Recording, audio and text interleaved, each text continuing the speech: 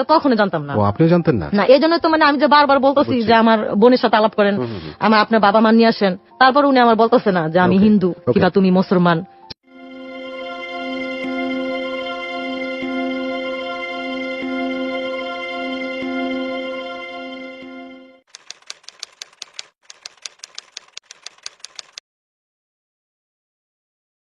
আচ্ছা নাসিমা, আপনার বয়স কত এখন? আমার বয়স এখন 26। 26 বছর বয়স। কোথেকে আসছেন এখন? আমি এখন কমলাপুর থেকে আসছি। তার মানে কমলাপুরে থাকেন? জি। আচ্ছা, তারপরে বলুন, একেবারে ছোটবেলা থেকে শুরু করুন, যেখান থেকে মনে পড়ছে আপনার। ছোটবেলা থেকে বাবা মার ঘরে 6 বোন 2 ভাই। বাবা মার সংসার চালাতে খুব কষ্ট হইতো। সংসার উপার্জন করার মতো আমার বড় আপা আর আমার বাবা ছিল, আর সবাই আমরা ছোট ছোট। আমার বড় বোন বিয়ে হয়েছে, পরে স্বামীর বাড়ি চলে গেছে। তখন আমার আব্বা একা রোজগার করার মতো মানুষ। ঢাকা শহরে ঘর ভাড়া যদি ঠিকঠাক মতো না দিতে পারে তাহলে ভাড়াওয়ালার রুম তালা মেরে দেয়। এখন আমার আব্বা কি করবে?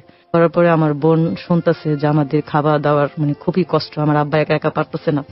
পরে আমার বোনের শ্বশুর বাড়ি আমার দুলাভাইয়ের সাথে অনেক কথা কাটাকাটি করলো যে আমি গার্মেন্টসে চাকরি করে আমি একটু আমার বাবাকে সহযোগিতা করি।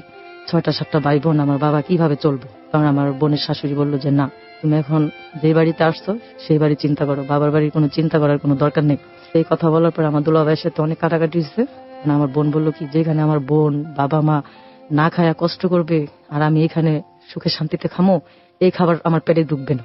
বিয়ে বসার উচিত ছিল, আমি বিয়ে বসছি, এখন আর আমার কোনো মনে কষ্ট নেই। তুমি তোমার এখানে থাকো, আমি আমার বাবা মার কাছে চলে যাই। আমার বোন একবারে কারসিট করে আইসা পড়ছে কমলাপুর, এই গার্মেন্টসে ঢুকছে। ঢোকার পরে আমাদেরকে নিয়ে চাকরি বাকরি করে, তখন আমার আব্বা একটু কাজ করতেছে, আমার বোনও কাজ করতেছে। তখন আমরা সবাই ছোট ছোট, স্কুলে পড়ার মতো কোনো ক্ষমতা আমার বাবার নাই। তারপরে আমার ওই বোন গার্মেন্টসে ঢোকার পরে আমার আরো 2টা বোনকে গার্মেন্টসে ঢুকাই দিয়েছি ছোট ছোট।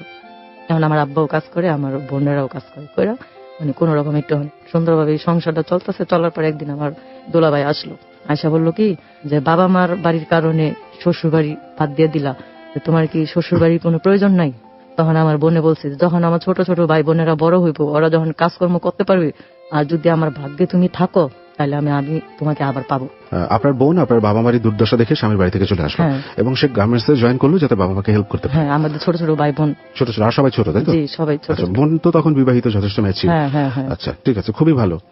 আচ্ছা প্রিয় শ্রোতা, এখানে আমি একটু বলি, সেটা হচ্ছে আমাদের দেশে হাজার হাজার গার্মেন্টস রয়েছে এবং সেখানে লক্ষ লক্ষ মানুষ কাজ করছেন। তারা কিন্তু পরিশ্রম করে টাকা উপার্জন করছেন, জীবিকা নির্বাহের জন্য তারা কাজ করছেন, এতে খারাপ কোনো কিছুই নেই।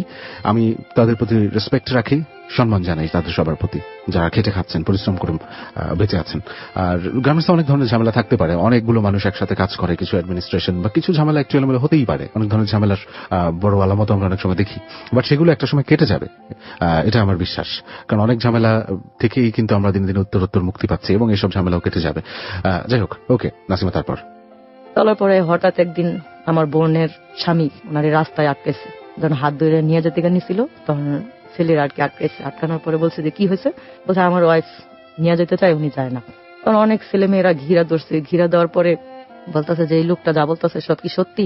তখন বলছে যে হ্যাঁ, উনি আমার স্বামী, ঠিক আছে, তবে আমি আমার স্বামীর বাড়ি ছাইরে আসলাম, আমার বাবা মা আমার ছোট ছোট ভাই বোন না খায় থাকে, খুবই কষ্ট, এই জন্য আমি সংসার করতেছি, যখন আমাদের সংসারের কোনো অভাব থাকবো না তখন আমি আমার স্বামীর বাড়িতে আবার চলে যাবো।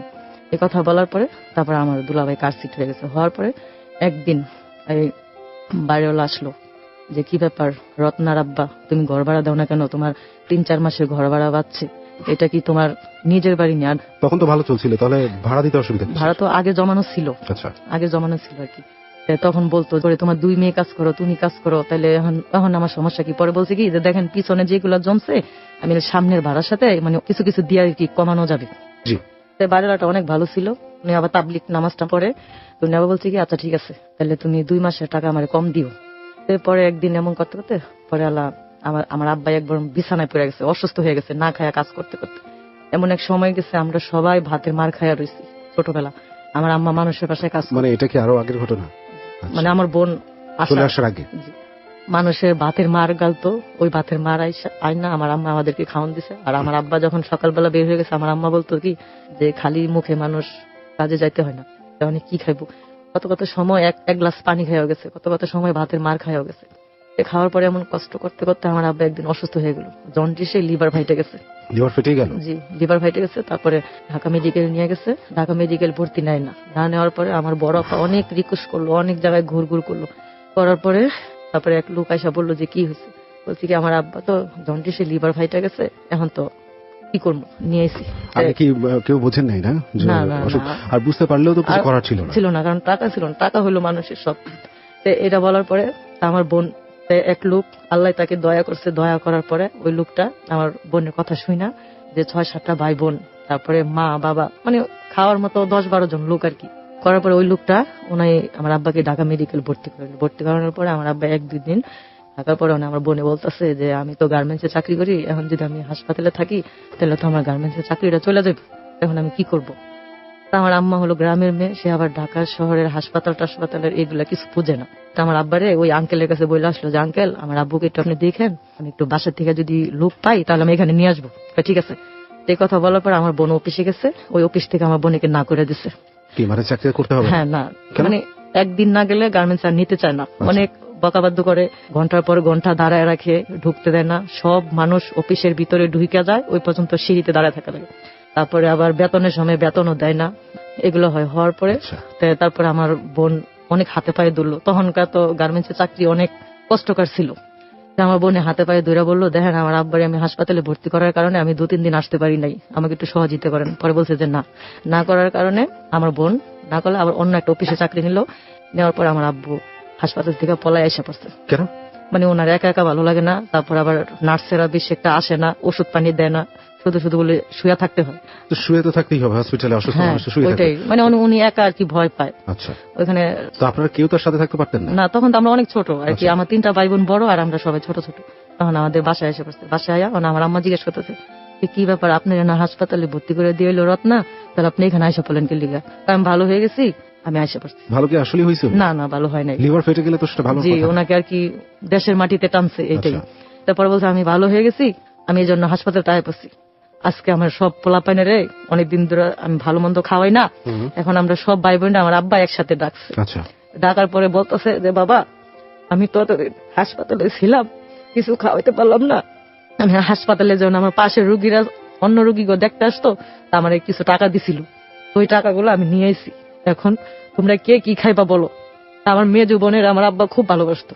আমার মেয়ে জীবনে আবার আমার আব্বার গলা ধরে বলছে কি, আব্বা আমরা কিচ্ছু খাবো না, আল্লাহর কাছে দোয়া করি আপনি ভালো হয়ে যান, আর যে টাকাটা আমাদেরকে বাজার করে খাওয়াবেন ওই টাকা দিয়ে আপনি ওষুধপাতি কিনা খান। তারপর আমার আব্বা শুনে নাই, না শুনলে আমার ওই 2 বোন নিয়ে বাজারে গেছে, একটু মাংস আনছে, মাংস আইন্দা খাওয়া দাওয়ার পরে আমার আব্বা বলতেছে যে আমি দেশে চলে যাবো। তখন আমার আম্মা বলতেছে আপনি যে দেশে যাবেন তখন তো এই মুহূর্তে তো ভাড়া টাকা নেই, তাহলে আপনি যখন দেশে যাবেন তাহলে আপনি বাজার করলেন কি লিগা? এদিকে মাইয়া গো অনেকদিন ধরে খাওয়াই না, এই জন্য। আচ্ছা ঠিক আছে, তাহলে আমি আমার সাথে কি তোমরা কেউ দেশে যাইবা? আর আমার মাই কইছে কি যে না, দেশে যাবো কেমনি, এখন দেশে গেলে না হইলো 500 টাকা লাগবো, এখন তো নাই 1 টাকাও। তাই আমার আব্বা কি তাহলে কেউ যাওয়া লাগবো না, আমি একাই যাবো। এই কথা বললে আমার আব্বা একাই গেছে। একা যাওয়ার 2 দিন পর আমার আব্বা মারা গেছে দেশে যায়। আচ্ছা, দেশে যায় 2 দিন পরে মারা গেছে। আমার আম্মারে বলছিল, কেউ ছিলেন না আপনারা তার পাশে? না, আমরা ঢাকায়। দেশে কে ছিল? দেশে আমার ফুফু আর আমার এক চাচা। আচ্ছা, ওই যে আপনি বললেন যে দেশের মাটি থেকে টানছে। হ্যাঁ, দেশে সবাই বলছে আর কি যে ওনার মরণ আসছিল দেশের মাটিতে টানছে, এজন্য উনি হাসপাতাল থেকে আইসা দেশে চলে গেছে। খুবই বিস্ময়কর ব্যাপার, উনি হসপিটাল থেকে পালায় চলে আসলেন, লিভার ফেটে গেল, এরকম একটা মানুষ হসপিটাল থেকে পালায় চলে আসছে। উনি নিজের মধ্যে ফিল করেছিলেন যে হয়তো তার সময় নেই হাতে। জি, অনেক রহস্যময়। কিন্তু আমার আব্বা যখন মারা গেছে তখন আমার ফুফু আমার চাচা আমাদেরকে বলে নাই, আমার আব্বা মারা গেছে আমরা তার লাশটাও দেখতে পারি না। আপনাদেরকে বলে নাই কেন? না, বলে নাই। আমার ফুফু আর আমার চাচা মনে করছে কি যে আমরা মনে হয় আমার আব্বা অসুস্থ কারণে আমরা মনে হয় তাকে বাসার দিকে বের করে দিছি। আচ্ছা, তবে আমরা সত্যি বের করে দেয় না, আমার মাও বের করে দেয় না।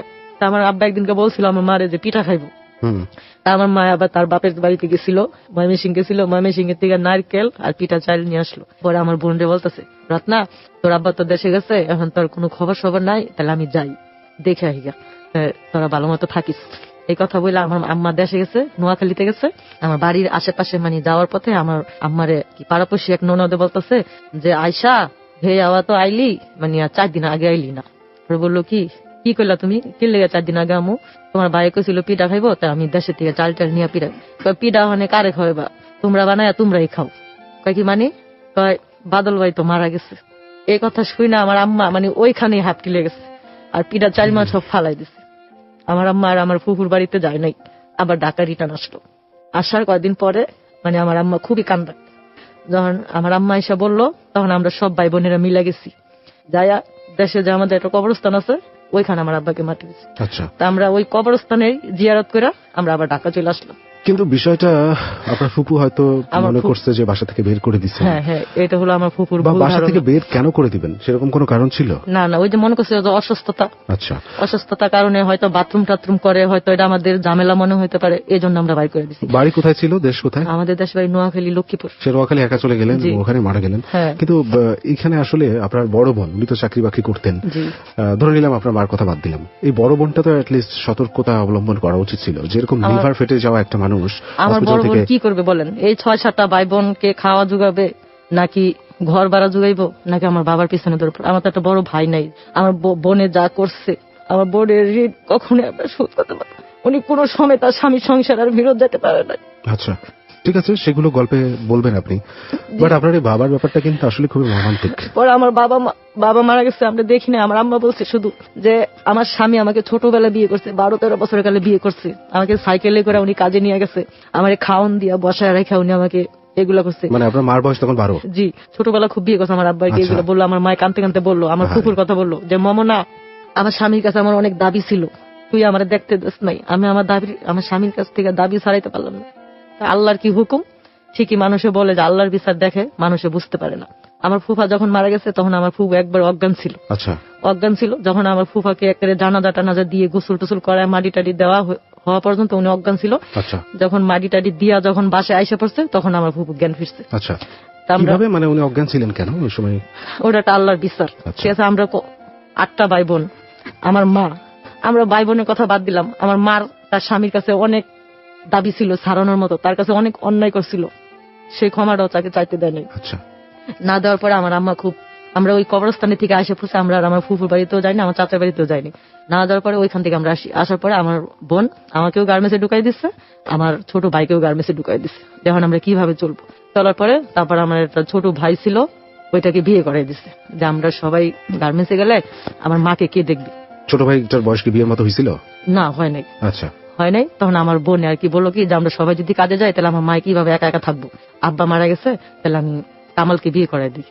লালবাগ কামরাঙ্গি চরের এক মেয়ে স্থানীয়, তার সাথে আমার ভাইয়ের বিয়ে হলো। বিয়ে হওয়ার পরে উনি আবার আমার মার সাথে খুব খারাপ ব্যবহার করছে। তাহলে তো উল্টা হইলো আরো। জি, তারপরে আমার মার সাথে খুব উল্টা করছে। উল্টা করার পরে আমরা সব ভাই বোন এখন চাকরি করি, গার্মেন্টসে গেছি।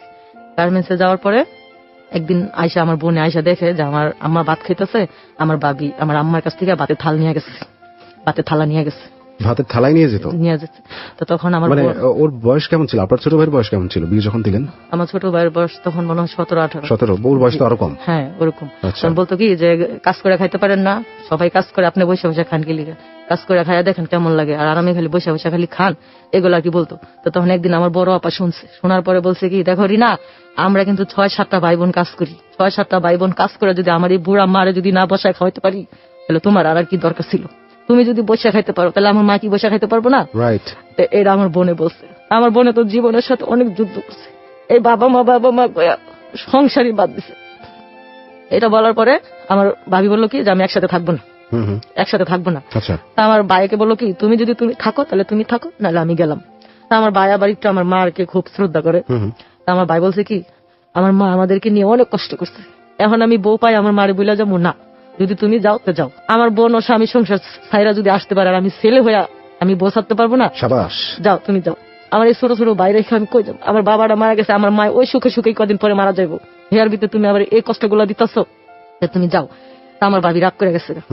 রাগ করে যাওয়ার পরে একদিন, না একটু ভুল হয়েছে, আমার ভাই একদিন এই কথা কওয়ার যাওয়ার পরে আমার ভাই বলছে যে আমার মায় খাইবো, তুমি কোনো হিসাব করবে না। কথা কওয়া যাওয়ার পরে একদিন আমার আম্মার প্রেশার উঠছে।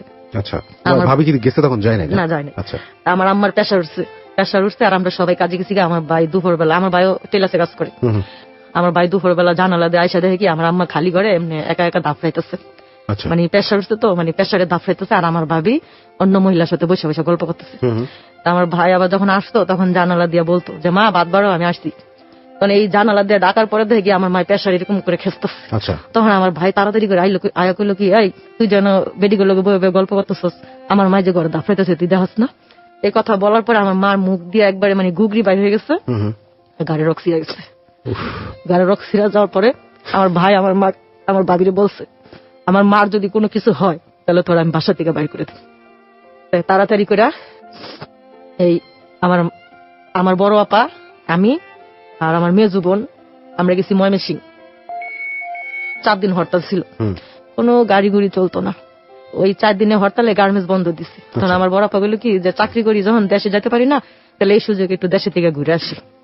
দেশে আমরা যে রাইতে গেছি এই রাইতে এই ঘটনাটা ঘটছে, আমার আম্মার এই ঘটনা। তাহলে ওখানে আমার ভাই আর আমার দুলা ভাই আর আমার একটা বোন বরিশাল বিয়ে হয়েছে, এই বরিশালের বোনটা এখানে আইছে। আর আসার পরে আমার আম্মাকে এই ঢাকা মেডিকেল নিয়ে গেল। আচ্ছা, হসপিটালে ভর্তি করলেন? হসপিটালে ভর্তি করছে। আচ্ছা, এখানে আমরা একটা ব্রেক নিই, তাহলে বিরতি নিই। প্রিয় শ্রোতা, মর্মান্তিক এক জীবনের গল্প শুনছেন, একেবারে শুরু থেকেই ওর চোখ অশ্রু সচল এবং আমিও শিহরিত, আমি প্রত্যেকটা মুহূর্ত অনুভব করছি আসলে। তারপরেও আমি কৃতজ্ঞ তাদের প্রতি যারা কিনা ওর ভাই এবং ওর মার মতো, যে বোন আসলে স্বামী সংসার ফেলেই চলে আসছে এবং যেই ভাই তার বউকে নিজের মার জন্য বলে তুমি চাইলে যেতে পারো, আমি যাব না। That's a great thing. এই সময়ে আমি এটাও বলছি না যে আপনি আপনার বউকে বা আপনার স্বামী সংসার ছেড়ে চলে আসেন, কিন্তু এরা কেন ছেড়ে চলে আসছে বা বউকে কেন এভাবে শাসাচ্ছে, সেটা একমাত্রই মা বাবার প্রতি অসীম শ্রদ্ধা এবং ভালোবাসা। আমি শুধু চাই এটাই বেঁচে থাকুক, এটাই জেগে থাকুক। বাবা মাই তো আসলে সবকিছু। বাবা মা ছাড়া তো এই পৃথিবী আপনার জন্য অন্ধকারময় বা কোনো কুল কিনারা ওর নেই বাবা মা ছাড়া। এখন দেখেন ও কাঁদছে ওর বাবার জন্য, ওর মার জন্য কাঁদছে। 26 বছর বয়স ওর। আমি একদম ছোটবেলা থেকে মা বাবার আদর পাইনি, কিন্তু মা বাবার প্রতি ভালোবাসা কিন্তু একটু কমতি ওদের মধ্যে। যার জীবনে মা বাবা নাই তার জীবনের কোনো মূল্যই নাই। প্রিয় শ্রোতা, ও ঠিকভাবে বলতে পারছে না। আমরা একটা ছোট বিরতি নিচ্ছি, ও নিজেকে একটু শান্ত করুক। আমরা ফিরে আসছি নাসিমাকে নিয়ে, কোথাও যাবেন না। হ্যালো 8920 জীবনের গল্প। হ্যালো 8920 জীবনের গল্প। প্রিয় শ্রোতা, আবারও স্বাগত জানাচ্ছি আপনাদের সবাইকে হ্যালো 8920 জীবনের গল্পে। আমি আরজে সেতু আছি আপনার সাথে এবং এক মর্মান্তিক জীবনের গল্প নিয়ে আজকে হাজির হয়েছে এখানে নাসিমা। প্রথম অংশটুকুই এতটুকু শুনেই এখনো পর্যন্ত আমিও পারছি না একটু স্বাভাবিক হতে, কারণ প্রত্যেকটা মুহূর্তের মধ্যেই আমি ঢুকে পড়েছিলাম, গল্পগুলো আমি উপলব্ধি করতে পেরেছি এবং আমি জানি আমার মতো আপনারাও ঠিক একইভাবে আগ্রহ নিয়ে গল্পটা শুনছেন। প্রিয় শ্রোতা, আমরা সাথে থাকবো পুরোটা সময়, আপনারা এই গল্পের সাথে থাকবেন আশা করছি। আমি নাসিমার কাছে যাচ্ছি। আপনারা তখন সবাই একটু বাড়িতে বেড়াতে গেলেন এবং সেই রাতেই আপনার মা স্ট্রোক করলেন। হ্যাঁ, তখন আমার বরিশালে এক বোন বিয়ে হয়েছে, ওই বোন বেড়াতে আসছিল। তখন আমার ওই বোনটা আমার ছোট ভাইটা ঢাকা মেডিকেল ভর্তি করছে। আমার আম্মার নাকে নল লাগাই রাখছে, ওই নল দিয়ে আর কি খাওয়া দাওয়া দিত। তা আমার আম্মা বলতেছে, হাসপাতাল থেকে বলতেছে যে রত্না, রিনা, নাসিমা ওকে কি আমি যাওয়ার সময় কি দেখতে পারবো না? এটা বলার পরে আমার ভাই বললো কি যে হ্যাঁ, যেভাবে হোক আমি ওগো আনমই, তুমি চিন্তা করো না মা। এই কথা বলে আমার ভাবি তখন তার বাপের বাড়িতে চলে গেছে। আমার আম্মার এই অবস্থা শুনে আসেনি। আমার ভাই রেলগাড়ি কইরা দেশে গেছে, ভোরে দেশে গেছে। দেশে আবার একটা পাখি আছে যে মানুষের যদি কোনো আপদ বিপদ আসে ওই পাখিটা আর কি কুপ কুপ কুপ বলে, যদি কুপ বলে তাহলে মানুষ মারা যায়। তখন আমার বোন আর কি আমার মামিরে বলতেছে, মামি এই কুপ পাখিটা যে ডাকতেছে মনে হয় আমার মার মনে কিছু হয়েছে, আমার ভালো লাগতেছে না। কি না, কিছু হয় নাই, তুই ঘুমা। এই আল্লাহর কি হুকুম, আমার ভাই ভোর সকালবেলা গেছে। আপা বলতেছে যে কিরে কামাল, তুই আমি আইলাম এই বিকালবেলা, তুই আইলি সকালবেলা, কারণটা কি? কয় আম্মারে তো হাসপাতালে ভর্তি করে দিয়েছি। এই কথা শোনার পর আমার বোন একবারে লগে লগে মানে অজ্ঞান হয়ে নিচে পড়ে গেছে। মা চিল্লান করে দিয়া পড়েছে। তখন তো আমরা আবার একটু ছোট ভালোই বুঝি। এই কথা বললে এখন আর আমার বোন বলতেছে, মামি যে হরতাল কিভাবে যাবো, কারণ তো বাসও চলে না, ট্রেনও চলে না। তারপরেও রাত্রে আমরা ঘুমাই নাই, না ঘুমায়া রাত 3টা-4টার সময় আমরা রওনা দিছি রেল লাইনের উপর দিয়া।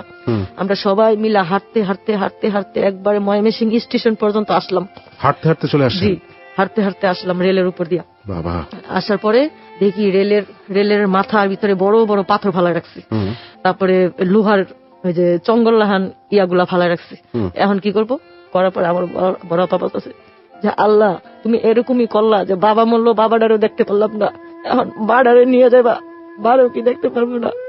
এই কথা বলার পরে আমার মেজু বোন আবার আমার বোনেরে বলতেছে যে তুই কান্দিস না, আল্লাহ যা করে ভালোই করবো। আর এমন করতে করতে পরে বাস স্ট্যান্ডে গেছি। বাসুল্লাহ বেড়া বলছি কি যে না আজকে তো চলবো না, শুক্রবারে চলবো। তারপরে আবার এই হাঁটতে হাঁটতে আবার বাড়িতে গেছি। বাড়িতে যাওয়ার পরে তারপরের দিন আবার ভোরে ঢাকা ফার্স্ট ট্রিপে আসলাম। আয়সা দেখি কি আমার আম্মা মারা গেছে। আম্মাও মারা গেছে। মাকেও হারালো আজকের অতিথি নাসিমা। এবং দেখুন প্রিয় শ্রোতা, আমি বারবার বলছিলাম যে মর্মান্তিক একটা গল্প, এর চেয়ে কঠিনতর শাস্তি বা এর চেয়ে কঠিন দুঃখ মানুষের জীবনে কি হতে পারে। বাবা মরে গেল, সেই বাবাকেও দেখলো না, মাটা মরে গেল, সেই মাটা মরে যাওয়ার সময় সাথে থাকলো না। যে বাবা জন্ম দিছে তাদের মাটি দেওয়ার মতো কোনো ভাগ্যও পড়ালো আমাদেরকে দেয় নাই। পরে আমরা যখন ঢাকা আসলাম, আইসা দেখি বলতেছে যে মা তো মারা গেছে, মাটি দিয়ে দিছে আমার মাকে। মাটি দেওয়ার পরে আমার বোন এত কান্না করতেছে, মানে বলার বাহিরে। কারণ আমার বোন আমাদের সবাইকে নিয়ে জাবরায়া ধইরা বলতেছে আমি তোর মা, আমি তোদের বাবা, কোনো দুঃখ করিস না। পরে আমাদেরকে নিয়ে গার্মেন্টসে ঢুকাইলো। আমার ছোট ভাইয়ের একটা ওয়ার্কশপে কাজে দিল, আমার এই গার্মেন্টসে ঢুকাইলো। পরে এখন বাবা মার দুঃখ কাহিনী শেষ। যখন একটু বড় হইতেছি, এখন নিজের ভালো মন্দ নিজে বোঝার মতো মানে খুব হইতেছে। 98 বন্যার সময় আমি আর আমার এক বান্ধবী রাস্তা দিয়ে আসার পথে অপর সাইডে আর কি দুইটা ছেলে, ওরা দুইটা ছেলে আর আমরা দুইটা মেয়ে আসার পথে, মানে ওনারাও আমাদেরকে দেখে একটু হাসতেছে, আমরাও হাসতেছি। গার্মেন্টসে কাজ করতেছি, এখন আর বাবা মার দুঃখ বইলা থাকতে হইলে মানুষের একটু আনন্দের প্রয়োজন। এই জন্য আর কি আমার বান্ধবীর আর আমি গার্মেন্টসে কাজের খুঁজে গেছি। যাওয়ার পথে রাস্তায় দুইটা ছেলে দেখছি, তো ওই ছেলেটা আবার আমাদেরকে প্রেমের অফার দিচ্ছে। ওই ছেলেটারে পছন্দ করতো আমার বান্ধবী চম্পা, ওই ছেলেটা পছন্দ করতো আবার আমাকে। আমরা যতক্ষণ গার্মেন্টস এর ভিতরে ঢুকছি, এতক্ষণ ওরা দুইটা ছেলে এখানে দাঁড়ালো। আমরা যখন আবার গার্মেন্টস থেকে বাইরে হয়েছি, আবার আমাদের পিছনে পিছনে পিছনে পিছনে বাসায় আসলো। আচ্ছা, আমরা আবার ছাদের উপরে উঠছি, যে বাসা থাকি এ বাসা আবার বিল্ডিং আছে, ছাদের উপরে উঠছি। ওইটা দেখে কি আমাদেরকে নিচে থেকে খুঁজতেছে, এইভাবে খুঁজতেছে। আমরা ছাদের উপরে এত বড় একটা ইট ছিল, ওই ইটটা ওকে শরীরে মিলা মারছি। আচ্ছা, মিলা মারাতে মানে ওনাদের শার্ট মাঠ সব ভিজে গেছে। কিসে, রক্তে? না, মানে পানিতে আর কি। ইট ইট মানে আমরা বলতেছি যে ছেলেগুলো কত খারাপ। কমলাপুরে থেকে পিছে পিছে আমাদের বাসা পর্যন্ত আসলো। আচ্ছা, কত বড় খারাপ। আমার লগেটা বলতেছে কি ও মনে হয় তোরে পছন্দ করছে। আমি কই না, আমার পছন্দ করে নাই, মনে তোরে পছন্দ করছে। এরকম করতে করতে তাই আমরা ছাদের উপরে উঠছি। ছাদের উপরে উঠে কি আয় দেখি যে কারে খোঁজ করতেছে। ছাদের উপরে উঠে দেখি কি জামগো বিশ্রাইতেছে। তার ছাদে এত বড় একটা ইট ছিল, ওই ইটটা ওদের সোজাসুজি মিলা মারছি, পানি দিয়ে পুরো শরীর আর কি ভরে গেছে। আচ্ছা, সামনে কি পুকুর টুকুর ছিল? না না, মানে 98 বন্যার পানি রাস্তার আর কি এগুলা। তারপরে আমার বান্ধবী বলতেছে কি ও মনে হয় তোরে পছন্দ করে। আমি কই কি না, তোরে পছন্দ করে। আচ্ছা, দুজনে মিলে জল্পনা কল্পনা করছেন। হ্যাঁ, আমি বলছি কি তোর কি পছন্দ নেই এরকম। কয় ওই লাল শার্ট পরা ছেলেটা যদি আমারে প্রেমের অফার দেয় তাহলে আমি প্রেম করবো। আমি কি কর তুই, আমার কোনো সমস্যা নাই, তাহলে তুই ছেলেরে তোর গার্মেন্টসের ঠিকানা দে। কয় কি গার্মেন্টসের ঠিকানা দিতে হইব না, ওর যদি আমাদেরকে ভালো লাগে তাহলে ও নিজে আমাকে খুঁজে বের করবো। এটা বললো আর কি ওই যে আমার সাথে মেয়েটা চম্পা গেছে। তাই সকালে আমরা আবার অফিসে যাবো, দেখে আমাদের বাড়ির রাস্তার সামনে দাঁড়াইছি। দাঁড়াতে দাঁড়াতে পিছনে পিছনে যাওয়া আসার মাঝখান থেকে মানে প্রেম হইলো আর কি। প্রেম হয়ে গেল কার সাথে? কার? ওই সেন্টুর সাথে আর কি। সেন্টু ওর নাম? ওর সাথে কি আপনার হইলো? এখন তো ওই চম্পা মেয়েটা বলতো যে ওর পিছনে ঘুরতো, আর আমিও জানতাম যে ওর পিছনে। যখন ওই ছেলেটার সাথে আমরা সরাসরি কথা বলছি, ওই ছেলেটা আর কি আমার বান্ধবীর বললো যে পিছনে পিছনে আসতেছে, আর বললো যে তোমাদের সাথে একটু কথা ছিল, যদি বলতা। তো আমার বান্ধবী আবার বলছে কি যদি আপনার কথা বলার ইচ্ছা থাকে তাহলে আপনি লাঞ্চের সময় কমলাপুর খলিল গার্মেন্টস আইসেন, 1টা বাজে, তখন আমাকে খাবারের টাইম দিব, তখন আইসেন। তো এখন কথা কওয়ার সময় নেই। তাই কি আচ্ছা ঠিক আছে। আমরা দুপুর বেলা খায়া নিচে নামছি। নিচে নামার পরে বলছে কি যে তোমাকে কয়টা ছুটি দিব? 10টাও হইতে পারে, 5টাও হইতে পারে, 8টাও হইতে পারে, কোনো ঠিক নাই। তা আপনি কি বলবেন বলেন। তাই কি না, ছুটি হইলে আমি আসমো, একটা কথা ছিল। আমার বান্ধবী বলতেছে কি কথা আমার কাছে বলেন। পরে কয় কি তুমি ওর একটু বইলো যে আমি ওরে পছন্দ করি। ঠিক আছে, আপনার বান্ধবী তো পুরো হতাশ। হ্যাঁ হ্যাঁ, পরে এতদিন তো বেশ আশায় আনন্দে ছিল। তারপরে অথচ আমার বান্ধবী কিন্তু আমার চাইতে অনেক সুন্দর, বড় বড় চুল, বরিশালের মেয়ে তো মানে খুব সুন্দর আর কি। মানে বরিশালের মেয়ে কি সুন্দর হয় নাকি? জি, আর ওই তুলনায় আমি আর কি কিছুই না। তারপরও যার চোখে যার ভালো লাগে এটাই। পরে এরকম কথা কথা আমি কি ওই ছেলে প্রেমের অফার দিল, প্রেমের অফারে রাজি হয়ে যাবো। আমার বোন কি বলবো আমারে যে দেখছো আমার বোনের গার্মেন্টসে ঢুকাই দিছি, আমার বোন এখন প্রেম ভালোবাসা শিখা গেছে।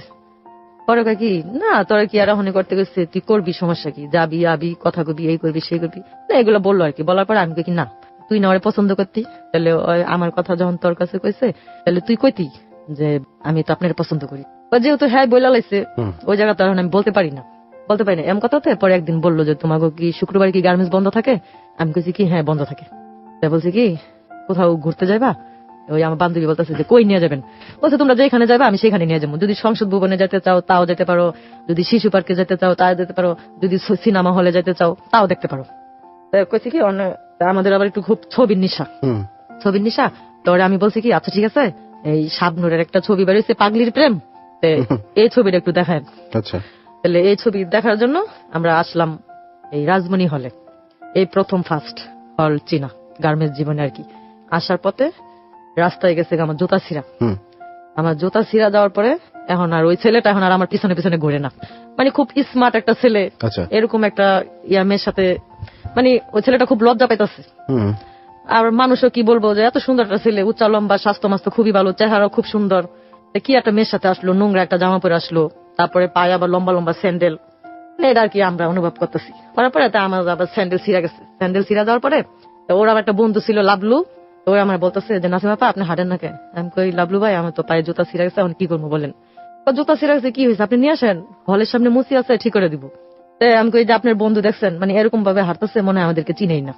ও তো এরকমই, তাহলে এরকম হইলে তো আর এই ধরনের মেয়েদেরকে তাহলে প্রেমের অফার দিল কি লিগে? এটা তো হ্যাঁ মাইনা নিতে হবে। আচ্ছা ঠিক আছে নাজমা আপা আপনার মনে কষ্ট নিয়ে না আসেন। হলে গেছি, হ্যাঁ আবার জুতা ঠিক করে দিছে। ঠিক করে দেওয়ার পরে আমরা দুই বান্ধবী দুই পাশে বসলাম, আর ওরা দুই বন্ধু দুই পাশে বসলাম। কারণ আমার বান্ধবী বসবো ওর সাথে, আর আমার দিব আর কি ওর সাথে, ওর বন্ধুর সাথে। কারণ আমার বান্ধবী ওর সাথে পড়ছে আর আমি ওই পাশে পড়ছি। বসা মানে লাবলু ভাই আমি জিজ্ঞেস করতেছি যে লাবলু ভাই এই ছেলেটা যে প্রেমের অফার দিল, ছেলেটা কই থাকে? বলছে যে ছেলেটা আরামবাগ থাকে। আরামবাগ থাকে কি কাজ করে? সেলুনে কাজ করে। আবার সেলুনে কাজ করে এটা আবার কেমন? মানে আবার বললো কি জানা বাবা শুনেন, কোনো কাজের এই অবহেলা করতে নাই, কাজ তো কাজ, শুধু আপনি চুরি ছাড়া যে কাজ করতে পারেন ওইটাই কাজ। তো এটা বললো, বলার পর আমি কাছে ঠিক আছে, তাহলে আমার বান্ধবী চম্পা তো ওরে পছন্দ করেন। চম্পা পছন্দ করলে কি হ্যাঁ তো আপনার পছন্দ করে। আমি কই আচ্ছা ঠিক আছে। তখন আমি বলছি আমি শুধু পছন্দ করলে তো হবে না, আমার বাবা মা মারা গেছে কয়দিন আগে, তারপর আমার বোন আমার গার্মেন্টসে ঢুকাই দিচ্ছে। এখন যদি আমি এরকম করি তাহলে আমার বোন বলবো কি আমার বোনের গার্মেন্টসে ঢুকাই দিয়ে আমার বোন অনেক চালাক হয়ে গেছে, চালাক হয়েছে। ভাইয়া আমি এইভাবে ঘুরতে পারবো না, কোনো কিছু করতে পারবো না, উনার যদি ভালো লাগে তাহলে উনি আমার বোনের কাছে বিয়ে প্রস্তাব দিব, আমি রাস্তায় ঘুরতে পারবো না, কারণ মানুষে খারাপ বলবো। এটা বলার পরে মানে উনি আমার বান্ধবীরা বলতেছে চম্পা তুমি একটু ওই সাইডে যাও, আর একটু এই সাইডে আসতে দাও। আর আমার বান্ধবী পুরো যেতে গেছে। চেষ্টা যাওয়ার পরে বলতেছে যে আপনি ওর সাথে কথা আছে কি আমার সাথে বলতে পারেন না? আমার সাথে বললে কি হয়েছে আমাকে বলেন। পরে বলতেছে যে না ওর কথা আমি ওরে বলবো, তুমি এরকম করতেছো কে, তুমি একটু ওই সাইডে যাও। আমার বান্ধবী আবার একবারে চেষ্টা মিথ্যা পুরো ফায়ার হয়ে গেছে যে আমি পছন্দ করলাম হ্যাঁ রে, হ্যাঁ পছন্দ করলে আবার ওরে, তাহলে এটা একটু কষ্ট কর না। এখন আমার বান্ধবী বলতেছে তুই কি করছ নাসিমা? আমি কই শোন আমি তোর ওই ছেলের বলি নাই যে ভাইয়া আপনি আমার ভালোবাসেন কিংবা আমার পছন্দ করেন, যারে যার ভালো লাগে এটাই। আমি দেখ নোংরা বেশে চলাফেরা করছি তারপরেও আমার পছন্দ করছি, আর তুই ওই স্মার্ট ওই স্মার্ট, তোরে পছন্দ করেনি। এটা নিয়ে মানে আমাদের দুজনের মাঝে খুব ঝগড়া হয়ে গেছে। ঝগড়া হওয়ার পরে ও আমার সাথে কতদিন কথাও বলে নাই, আমি ওর সাথে কোনো কথা বলি না, ও কথা বলে না। ঝগড়াটা কেন হইলো? এই যে মানে ও ওরে পছন্দ করে আর ও আমার পছন্দ করে, এই জন্য আর কি। তাতে তো কিছু আপনার করার নাই। জি এটা তো আমি বললাম যে তুই ওই স্মার্ট ও স্মার্ট, অথচ ও তোরে না পছন্দ করে আমার পছন্দ করলো, আমি কি শিখাই দিচ্ছি? আর তুই আর আমি তো একসাথে আসছি। এটা বলার পরে ও আমার সাথে অনেক ঝগড়া করলো। ঝগড়া করার পরে মানে কতদিন আমরা কথাও বলি নাই। ও একই অফিসে চাকরি করি, ও আমার সাথে কথা হয় না, আমি ওর সাথে কথা হয় না। ও আমার আগে আসে পরে আমি ওর পরে আসে, মানে বন্ধুত্ব নষ্ট হয়ে যাচ্ছে। জি তো এটা বলার পরে একদিন আমি বলছি দেখ চম্পা আচ্ছা ঠিক আছে তোরা যখন সেন্টুর অনেক ভালো লাগে তাহলে আমি সেন্টুর বাইরে বলবো যে সেন্টু ভাই দেখেন চম্পা আপনাকে খুব পছন্দ করে, তুই আমার লোকের ঝগড়া বন্ধ করিস না, আর আমি তোর হাত ধরে গার্মেন্টস চাইছি, তুই যদি আমার সাথে এরকম করস তাহলে খুব খারাপ। আচ্ছা তোর সাথে আমরা ওরে ডাকামু, তোর সামনে কথা কম। তো ওর সাথে নিয়েই ওরে ডাকছি, ডাকার পরে বলছি যে দেখেন ভাইয়া ও তো আপনারা পছন্দ করে, আপনি তো আমাকে পছন্দ করলেন, এখন তো আমার মাঝখান থেকে দুজনের বান্ধবী নষ্ট করে দিলেন, তাহলে আপনি কি বলেন? আর ওই আমার বললো কি এক কাজ করো, তোমার চোখগুলো আমার চোখে লাগাই দাও আর আমার চোখগুলো ওর চোখে লাগাই দাও, তাহলে কে কারে সুন্দর দেখা যাবে ওই বুঝবো, ঠিক আছে ও বুঝবো। চম্পা তোমার সমস্যা কি, ওর যদি আমি পছন্দ করি তোমার সমস্যা কি? এই কথা বলার পরে ও আচ্ছা ঠিক আছে আপনারা যা মন চা তা করেন, আপনি আমার কোনোদিন ডাকবেন না, ও আমার কোনোদিন ডাকবো না, আপনারা যা মন চা তা করেন। কে বলতেছে? ওই চম্পা। হ্যাঁ ওই মেয়েটা আর কি বলতেছে। বলার পরে ওর সাথে আবার কথা কাটাকাটি হয়েছে, হওয়ার পরে আমার ওই সেন্টুর ছেলেটার সাথে আর কি আমার একদম খুব গভীর প্রেম হয়ে গেছে আর কি। গভীর প্রেম হয়ে যাওয়ার পরে আমার বোন আমার বিয়ে ঠিক করছে। প্রেম হয়ে গেছে কি ভাবে? ঘুরতে ঘুরতে? জি। আচ্ছা আর কোথায় কোথায় যাইতেন, ঘুরতেন কি প্রায়? না ওর আবার এই সেলুনের দোকান বন্ধ থাকে প্রতি শনিবার। আচ্ছা প্রতি শনিবার ওর সেলুন বন্ধ থাকে হাফ বেলা, তখন ওই আমার বলতো যে দেখো আজকে তুমি অফিসে যাও না, নাইলে অফিসে যাও, নাইলে স্যারেরে বইলে আয়সা পড়ো। তখন আমি বলতাম কি দেখেন গার্মেন্টসে তো কোনোদিন চাকরি করেন নাই, যে গার্মেন্টসে চাকরি করে সে জানে যে গার্মেন্টসে চাকরি কত কষ্ট, কষ্ট একদিন না গেলে 200 টাকা হাজিরা কাটে। মানে এখন বর্তমানে 200 টাকা, তখনকার সময় ছিল মনে হয় 30 টাকা 40 টাকা এরকম। আর আমি যদি একদিন না যাই তাহলে হাজিরা বোনাসও কাটা যাবে, আর ওভারটাইমও কাটা যাবে রাত 10টা পর্যন্ত। তারপর আমার বেতনও দিব না, ঘুরাই দিব। তো যখন আমার বোন ওরা জিজ্ঞেস করবো যে কিরে তুই তো অফিসে ঠিকই গেছিস, তাহলে বেতন পাইলি না কে, এই বেতন কম পাইলি কে লিগা, তখন কি বলবো এরা বলছি। তা ঠিক আছে, শুক্রবারে যখন গার্মেন্টস বন্ধ থাকে শুক্রবার দিন ঘুরতে যাবো না। তখন কয় শুক্রবার দিন তোমার বন্ধ থাকলে তো আমার দোকান বন্ধ থাকে শনিবারে, দুজনে দেখা সাক্ষাৎ হয় না, কথাবার্তাও হয় না। তাই আমি বলছি আচ্ছা ঠিক আছে। এরকম করতে করতে কতদিন অফিসে যাই নাই, না যাওয়ার কারণে শনিবারে জি না যাওয়ার কারণে শনিবার যদি শুক্রবার যদি বন্ধ থাকে, শনিবারে না গেলে ওই শনিবার শুক্রবার দুদিন অ্যাবসেন্ট করে দেন, 2 দিনের টাকা কাটে। তাই উনি বলছে কি এখন এগুলি হয়। হ্যাঁ এগুলাই তো বলার পরে ও বলছে কি যে দেখো টেম করতে গেলে কিছু ছাড় দিতে হয়, কিছু পাইতে হইলে কিছু ছাড়তে হয়। তো উনি এটা বললো। তখন আমি বললাম কি দেখেন রাস্তা আমি ঘুরতে পারবো না, আমার ভাইদের সবাই চিনে, আমার বোনেরও সবাই চিনে, তারপর আমার বাড়ির সবাই বলবো যে দেখ সেরি বড় না হইতেই দেখো সেরি প্রেম ভালোবাসা শিক্ষা গেছে গা, কেমন পাকনা গেছে গা। এমনি মানুষে বলে যে বাপ মা ছাড়া পোলা পাইন দুনিয়ার চালাক চতুর, তাই আমি ওরকম থাকতে চাই না। আচ্ছা আপনার যখন খুব পছন্দ আমার, তাহলে আপনি দেশে থেকে আপনার বাবা মা নিয়ে আসেন, ভাই বোন নিয়ে আসেন। মানে উনি আমার বলতেছে যে না আমি বাবা মা আনবো না, আমার ভাই বোন আনবো না, আমি নিজেরা আমরা বিয়ে করবো। তারপরে আমি বলতেছি যে নিজেরা যদি বিয়ে করেন তাহলে কিন্তু আপনি কিছু পাইবেন না। আর যদি আমার ভাই বোন নিয়ে যদি আপনি বিয়ে করেন আর আপনার বাবা মা নিয়ে যদি বিয়ে করেন তাহলে যদি কিছু চাওয়া পাওয়া থাকে তাহলে আপনি কিছু পাইবেন, আর যে একা একা বিয়ে করলে কিছুই পাইবেন না, আর আমার বোনে অনেক কষ্ট পাইব। বাকি আমার যে একটা মানে দোষ আছে, ওই দোষটা শুনলে তো তুমি আমার সাথে মিশবা না। আচ্ছা তখন আমার সাথে ওনার সাথে খুব প্রেম খুব একেবারে বেশি আর কি প্রেম। ওনারা ছাড়া আমি থাকতে পারি না, আমার ছাড়া উনি থাকতে পারেন। প্রেমটা হচ্ছে কি কথা কি ফোন টোন ছিল না ফোন ছিল না। আচ্ছা শুধু ওই যে সকালবেলা অফিসে যাওয়ার সময় আসতো, আর দুপুর বেলা এসে কিছু কেনাকাটা দিয়ে যেত, আচার টাচার এগুলা কিনা দিয়ে যেত। আর বিকাল বেলা যখন ছুটি হইতো, বিকাল 5টা থেকে রাত 10টা পর্যন্ত দাঁড়ায় থাকতো যে গার্মেন্টস কখন ছুটি হইব। দারোয়ানেরা জিজ্ঞেস করতো, বলতো যে 8টায় ছুটি হইব নাহলে 10টায় হইব, আসা যাওয়ার উপরেই থাকতো আর কি। আচ্ছা এরকম প্রায় 8-9 মাস চলছে। 8-9 মাস চলার পরে ওর আবার একটা বন্ধু আছে বিদেশ চলে যাবে সিঙ্গাপুর, ওরে আবার আমার কথা বলছে। বলার পরে ওই বলছে কি তাহলে একটু দেখাইস। রাত 12টা 11:30 বাজে, তখন ওর বন্ধু আর কি আজকে ফ্ল্যাট চলে যাবো, তা আমার দেখাইতেছে। তখন আমরা ঘুমায় পড়ছি, কিভাবে যাবো। তখন আমার আরেকটা বান্ধবী ছিল রিতা, ওরা এসে বলতেছে রিতা নাসিমার একটু ডাক দাও না, তাকে আমি যেতে পারবো না, ওর যে বোন অনেক বকা দিব, কারণ আমার একটা বন্ধু বিদেশ চলে যাবো তো আর একটু দেখবো। এই কথা বলার পরে তো আমার ডাকছে, আমার বোনে কইছে কে রে, কি রত্না পা আমি একটু নাসিমার একটু দরকার। আমার বোনের ডাক্কা দিছে, ও আমার বলতেছে কি সেন্টু ভাই আইছে তোর লগে দেখা করবো। আমি কইছি যে আমি এত রাত্রে কেমনে যাবো ওখানে। পরে বলতেছে যে যা কে বলে আইছে বিদেশ চলে যাবো তোরে দেখবো। তখন আমি কই যামো যখন, আচ্ছা ঠিক আছে তাহলে গেটের বাইরে বাথরুমের কথা কইয়া আইসি। আমার আপারে বলছি যে বড়পা আমি বাথরুমে যাইতাছি, একটু দেরি হইতে পারে। এই কথা বলে আইসা গেটের সামনে আইসা ওই ছেলেটার সাথে কথাবার্তা বললাম, দেখা সাক্ষাৎ হলো।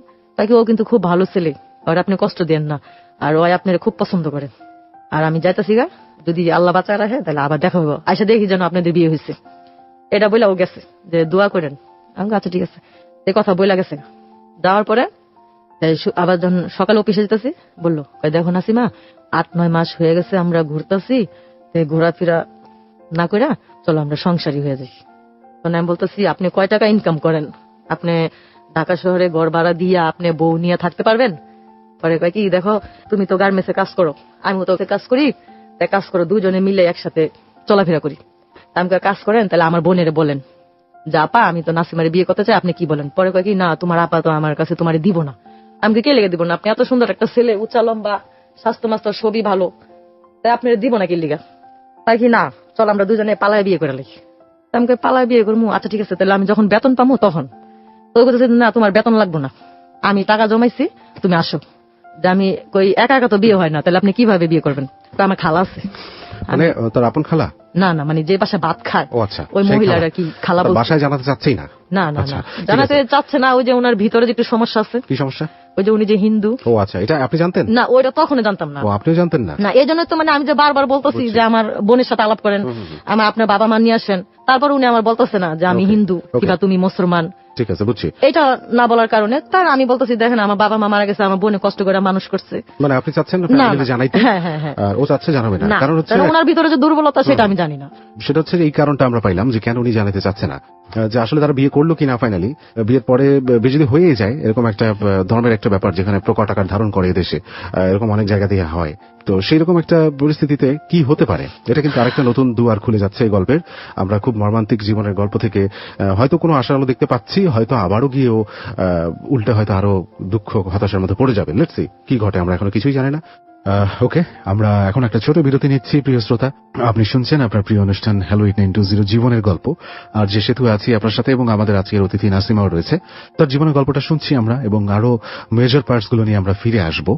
আর ততক্ষণ কোথাও যাবেন না কেউ, আশা করছি। এবং এখানে আপনারা যারা আসতে চান, সবার জন্য একটা ফোন নম্বর আছে, সবার জন্য এই দারুণ মুক্ত, যেই যাবেন সেই আসতে পারবেন, যদি কিনা আপনার জীবনের গল্পটা অন্যের জন্য এফেক্টিভ হয়, সেক্ষেত্রেই শুধুমাত্র। এবং আপনি ফোন করলে আমাদের টিম মেম্বার লোবান আপনাকে ফোন ব্যাক করে আপনার সাথে কথা বলে আপনাকে এখানে আসা নিশ্চিত করবে। ফোন নম্বরটা হচ্ছে 09613892 আবারও বলছি 09613892। অনেকেই হয়তো ফোন করেন, অনেকেই আমরা আস্তে আস্তে করে ফোন করি, একটা সিরিয়াল মেনটেন করতে হয়। অনেকেরই ফিডব্যাক থাকে যেখানে ফোন করা হয় না, এগুলো আমি পার্সোনালি আমার ফেসবুক মেসেঞ্জারে পাই। আর সেখানে আপনারা লিখতে পারেন। অ্যাড্রেসটা হচ্ছে facebook.com/setu.abcradio। এই মুহূর্তে ফেসবুকে, অর্থাৎ এবিসি রেডিওর যে ভেরিফাইড পেজটা আছে, সেখানে গেলেই আজকের অতিথির ছবি সহ একটা পোস্ট দেখতে পাবেন। সেখানেই আর যে সেতু পেজটা ট্যাগ করা আছে, সেটাতে লাইক দিয়ে কানেক্টেড থাকুন, এবং সেখানেই আপনার কোয়ারিজগুলো আমি সরাসরি উত্তর দিব আপনাকে আর যে সেতু পেজে। আর আজকের পোস্টটা অনেক বেশি বেশি শেয়ার করুন, যাতে করে আপনার আশেপাশের সবাই, আপনার ফেসবুকের ফ্রেন্ডসরা জানতে পারে এবং এই শোটা শুনতে পারে। আর কমেন্ট করুন, সেগুলো পড়া হবে আই হোপ। তো ছোট একটা বিরতি নিচ্ছি। শুনছেন হ্যালো 8920 জীবনের গল্প, আর যে সেতু আছে এবং নাসিমাকে নিয়ে ফিরছি ঠিক একটু পরেই। হ্যালো 8920 জীবনের গল্প। হ্যালো 8920 জীবনের গল্প। প্রিয় শ্রোতা, আবারও স্বাগত জানাচ্ছি সবাইকে হ্যালো 8920 জীবনের গল্পে। আমি আর যে সেতু আছি এবং নাসিমাও আছে। নাসিমার জীবনের গল্পটায় আমরা যেখানে বিরতি নিয়েছিলাম ঠিক সেখান থেকে ফিরবো, বাট তার আগে ফোন নম্বরটা আপনাকে বলছি, যেখানে ফোন করলে আপনি এই অনুষ্ঠানে আসতে পারবেন, বলতে পারবেন আপনার জীবনের গল্প। নম্বরটা হচ্ছে 09613892। আবারও বলছি, লিখেও রাখতে পারেন আপনি 09613892। আর আরজি সেতু নামে একটা পেজ আছে, যেটা ট্যাগ করা রয়েছে এবিসি রেডিও 89.2 FM এর ফেসবুক পেজে। এই মুহূর্তে সেখানে গেলে নাসিমার ছবি সহ একটা পোস্ট আছে, সেখানে আরজি সেতু পেজটা ট্যাগ করা আছে, এবং এই পোস্টে অনেক বেশি কমেন্ট করুন। তারপরে হচ্ছে পোস্টটা শেয়ার করুন, যাতে অন্যান্যরা জানতে পারে এবং অনুষ্ঠানটা শুনে আমাদের রেডিও স্টেশনের সাথে যুক্ত থাকতে পারে। ওকে, ফিরছি। আপনি যেখানে ছিলেন, যে আপনাকে বিয়ের জন্য বলছিল বারবার 8-9 মাস প্রেমের পরে, এবং তখনও বলেনি যে ও হচ্ছে হিন্দু ধর্মের অনুসারী এবং আপনি মুসলিম। যেটা একটা বিয়ে করতে গেলে, বিবাহ বন্ধনে আবদ্ধ হতে গেলে বাংলাদেশের মতো অনেক দেশেই হয়তো এই সমস্যাটা প্রকট হয়ে দাঁড়ায়। রিলিজিয়ন একটা বড় সমস্যা। সেখানে আপনারা কি করলেন? তারপর থেকে শুরু করুন। তখন আমি বলতেছি, দেখেন এখন তো আমি বেতন পাই নাই, বেতন পেলে উনি বলতেছে যে না, বেতন পাওয়া লাগবে না, আমার কাছে টাকা আছে, আমি জমাইছি, আমি তোমার কাজে অফিসে নিয়ে বিয়ে করবো। পরে আমি দেখেন একা একা তো বিয়ে হয় না, সাক্ষী লাগে, লোক লাগে। আমি আমার খালা আছে, আমি কেমন খালা? আমি যে খালার বাসায় ভাত খাই, ওই খালা আমারে বলছে যে তুই নিয়ে আহিস, সমস্যা নেই, আমরা দিম। তাহলে আমার ওই বান্ধবীর সাথে আমি আবার মিশার পরে বললাম কি, চম্পা সেন্টু আমার এগুলা বলে, এখন তুই কি করস? তো বলে সবকিছু যখন হয়ে গেছে, প্রেম টেম হয়ে গেছে, তখন আর বাদ রাখবা কি লিগা, যা বয়া পর। আমি কি তুই একটু আমার লগে চলিস? হ্যাঁ ভাইকে, আচ্ছা ঠিক আছে। আমি আর ও গেছি ওর সাথে। ও একটা সিএনজি ভাড়া করে নিয়ে এসে, নিয়ে আসার পরে ও আমারে নিয়ে গেছে আরামবাগ, নিয়েছে আরামবাগ ওর খালার বাসায় নিয়েছে। তোর খালার আইনা বলতেছে যে খালা, আজকে আমি ওরে বিয়ে করবো, তুমি সবকিছু রেডি করো। তখন ওর খালাই কইলো যে ওর কি বাপ মা নাই? কইছে যে বাপ মা মারা গেছে, ওর বোন আছে, ভাই আছে। কইছে ভাই আছে, বোন আছে। ওই খালাটা কিন্তু জানতো যে ও হিন্দু, তারপর ওই খালাটা আমার বলে নাই। বলতেছে যে ওর বোন আছে, ভাই আছে, তুই হ্যাঁ কাছে কি না, কোয়া লাগবে না, আমরা নিজেরাই বিয়ে করবো। তেমন কথা তো না। আমি কইতেছি কি, আল্লাহ আমার বাপ মারা গেল, মা মারা গেল, বোনে এত পাইলা দিলা বড় করলো, মানে আমার খুব চিন্তা হইতেছে যে এই কাজটা আমি করবো, এটা আমার বোনের অনেক কষ্ট পাইবো। আচ্ছা, এই কাজটা আমি করবো। আমি হ্যাঁ মানে এত অনুরোধ করছি, করার পরে উনি বলতেছে দেখো তুমি কি আমার ভালোবাসো নাই? আমি হ্যাঁ বাসছি, এখনো বাসি, আমি তো না করি নাই। যদি তোমার বোন যদি না শিকার আহে, আমি না শিকার এলে তখন আমরা পালাই বিয়ে করবো, এখন দরকার নেই। পরে উনি কইতেছে দেখো আমি সবাই কয়ে লেছি, আমার বন্ধু বান্ধব সবাই আইতেছে, আবার তুমিও তোমার বান্ধবীরে বলছো, তুমি এখন আবার না করতেছো কে? চলো থাক, ওই বিয়ে হয়ে গেলে পরে ঠিক হয়ে যাবো এরকম কথা। তারপরে ওই খালার মেয়েরে নিয়ে উনি মার্কেটে গেছে, এই শাড়ি, ছায়া, ব্লাউজ এগুলো নিয়ে আসলো, কিছু রান্না বান্না করলো। তারপরে আমার বান্ধবীরে নিয়ে আমি অনেক কাঁদতেছি। আমি কি দেশ চিনি না, বাড়ি চিনি না, একটা পোলার সাথে রাস্তায় পরিচয়, এতেই সম্পর্ক হয়ে গেল, এখন আমি তার সাথে আবার বিয়ে বসে যাবো। আচ্ছা, এই জিনিসটা খুব খারাপ দেখা যায় না চম্পা? খারাপ কি দেখোস না, ছবিতে কি হয়, বাস্তবে কি হয়। এগুলা ওরা আবার বলতেছে কই বয়া যা, কোনো সমস্যা নাই, ও যদি আমারে কইতো আমি এমনি যাইতাম গা। আচ্ছা ঠিক আছে, তুই ওজন কইছস তা যা। তো ও রাত্রে আবার মেহেন্দি টেন্দি বাটলো, মেহেন্দি টেন্দি বাইটা আমার গায়ে লাগাইলো, লাগাইতে লাগাইতে অনেক কাজী অফিসে গেছে, কাজী আসে না, এমন করতে করতে কাজী আসে না একবারে বুড় হয়ে যেতেছে, বুড় হয়ে যেতেছে, তাও কাজী আসে না। তারপরে আরামবাগের কোন এক নেতা না কি জানি, মানে মামা বলে আর কি, খুব আর কি, ওই লোকের ধরে নিয়েছে ওই মহিলাটা। আইনা বলতেছে কি যে সেন্টু তো এই মেয়েরে খুব ভালোবাসে, যখন কাজী আসতেছে না গার্জেন ছাড়া কয়ে গেছিল, ভাই আপনি একটু কাজ করেন, একটু কাজীটা নিয়ে আসেন। তাই বললো কি আচ্ছা ঠিক আছে। ওই লোকটা আবার কাজী আনছে, কাজী আনার পরে বিয়ে হয়েছে। বিয়ে হওয়ার পরে আমরা রাত্রে ওই বাসায় ছিলাম, সবাই একসাথে ছিলাম, সবাই একসাথে থাকার পরে পরের দিন আমার বোন কইতেছে আল্লাহ ওই কই গেল, বাসায় আহে না, এটা সেটা। চম্পা বাসায় গেছে আমার বোন, এই চম্পার মারে জিজ্ঞেস করলো যে খালা চম্পার সাথে কি নাসিমা আইছে? নাসিমা তো দেখছিলাম, চম্পা নাসিমা কই জানি গেছে। পরে আমার বোন আর কি কইছে কি আচ্ছা ঠিক আছে, যদি চম্পা আগে আহে তাহলে চম্পার একটু আমাকে বাসায় যাইতে কেন গেছে। তো চম্পা বিয়ার সাথে দেখে আয়সা পড়ছে, আয়সা পড়লে আমি কই কি চম্পা তুই এটা আমার বোনের কইস, আমার বোনের যেন আমার না খুঁজে, তুই কইস নাসিমা যে ছেলের ভালোবাসতো ওই ছেলের সাথে ওর বিয়ে হয়ে গেছে গা, তুই একটু কইস। হ্যাঁ আচ্ছা। তেমন কথা আমার বইনে কইছে, চম্পা আমার বোনের কইছে যে রত্নাপা নাসিমার খুঁজছেন না, নাসিমা একটা ছেলের ভালোবাসতো ওই ছেলের সাথে বিয়ে হয়েছে। তা আমার বোন আবার চম্পার বাসায় আইসা অনেক গালাগালি করছে, চম্পার মারে অনেক, আমার বোন এরকম ছিল না, আপনার মেয়ের সাথে চলে এরকম হয়েছে, এটা সেটা, মানে দুনিয়ার কথা কইছে। কথা পরে অনেক ঝগড়াঝাটিও হয়েছে। 4 দিন না 5 দিনের সময় ওই বাসায় আমরা আর কি ভিন্ন আর কি থাকতেছি, একসাথে এখনো হয় নাই। না হওয়ার কারণে পরে একদিন আমি বলছি কি তাই এখন চলেন আমাদের বাসায় চলে যাই, এখন আপনি খালার বাসায় কদিন থাকবো। তো ওই খালাটা আবার বেশি ভালো না, যে লোকটারে নিয়েছিল বিয়া পড়াইতে, ওই লোকটা জানি ওই খালারা জানি কি বললো, তো ওই মহিলা আবার আমার ওই লোকের বাসায় নিয়ে গেছিল, মহিলা আবার ওই লোকের বাসায় আমার নিয়ে গেছিল। নিয়ে যাওয়ার পরে ওই যে লোকটা উকিল উকিল জানি হুজুরে নিয়ে আসলো বিয়া পড়ানোর জন্য, ওই লোকটা আর কি বেশি ভালো না, ঠিক আছে। তখন ওই লোকের বাসায় আমার নিয়ে গেল, মানে ওনার জানি কি বললো, বলার পরে আমার কি এই সেন্টু তো কাজে গেছে গা, ল তুই আর আমি ওই বাইগো বাসার যাই। আমি হ্যাঁ মেসে থাকে, মেসে কি যাবো, কার কিছু হইব না। গেছি উনি হ্যার খাড়ে লোকটা বসা, আমার কই কেন আমি বলছি ওই লোকটাতে হ্যাঁ যদি বাইরাকে তাহলে আমি তার মামা ডাকবো। আমি বলছি যে মামা ভালো আছেন? কই হ্যাঁ ভালো আছি, বসো। বলছি বসার পরে ওনারে কইলো কি যে নাও তোমার টাকা দিলাম, তুমি দোকান থেকে কিছু কিনে নিয়ে আসো। ওই দোকানের কথা বললা ওনারে দোকানে পাঠাইছে, পাঠানোর পর আমার বলতেছে যে সেন্টু নাপিতের কাজ করে, তুমি ওরে কেমনে পছন্দ করলা, আমি অনেক টাকা ইনকাম করি, মানে এগুলা বললা উনি আমার কাছে আসতেছে। কাছে আসার পরে আমি বলছি সি মামা, তখন কি বিয়ে হয়ে গেছে? হ্যাঁ বিয়ে হয়ে গেছে। বলতেছি সি মামা আপনি এই কাজ, মানে বিয়ে হয়েছে ঠিকই, মানে এখন আমি জানতে পারতেছি না যে ও হিন্দু, কারণ ওর সাথে আমার এখনো মিলামিশা হয়নি আর কি, এই জন্য আমি বুঝতে পারতেছি না। তখন আমি বললাম সি মামা, মামা শব্দটা বুঝেন, মামা শব্দটা কি, আপনি যে আমার সাথে নোংরা কাজটা যে করতেছেন, সি। তখনকার থেকে আর কি ওই মহিলার প্রতি আমার একটা ঘৃণা আসলো, তো ওরা খালা জানে। তারপরে আমি ওনারে খালা বললাম, আর সেন্টুর সাথে আমার বিয়ে হইলো, কিভাবে আমার এখানে নিয়ে আসলো।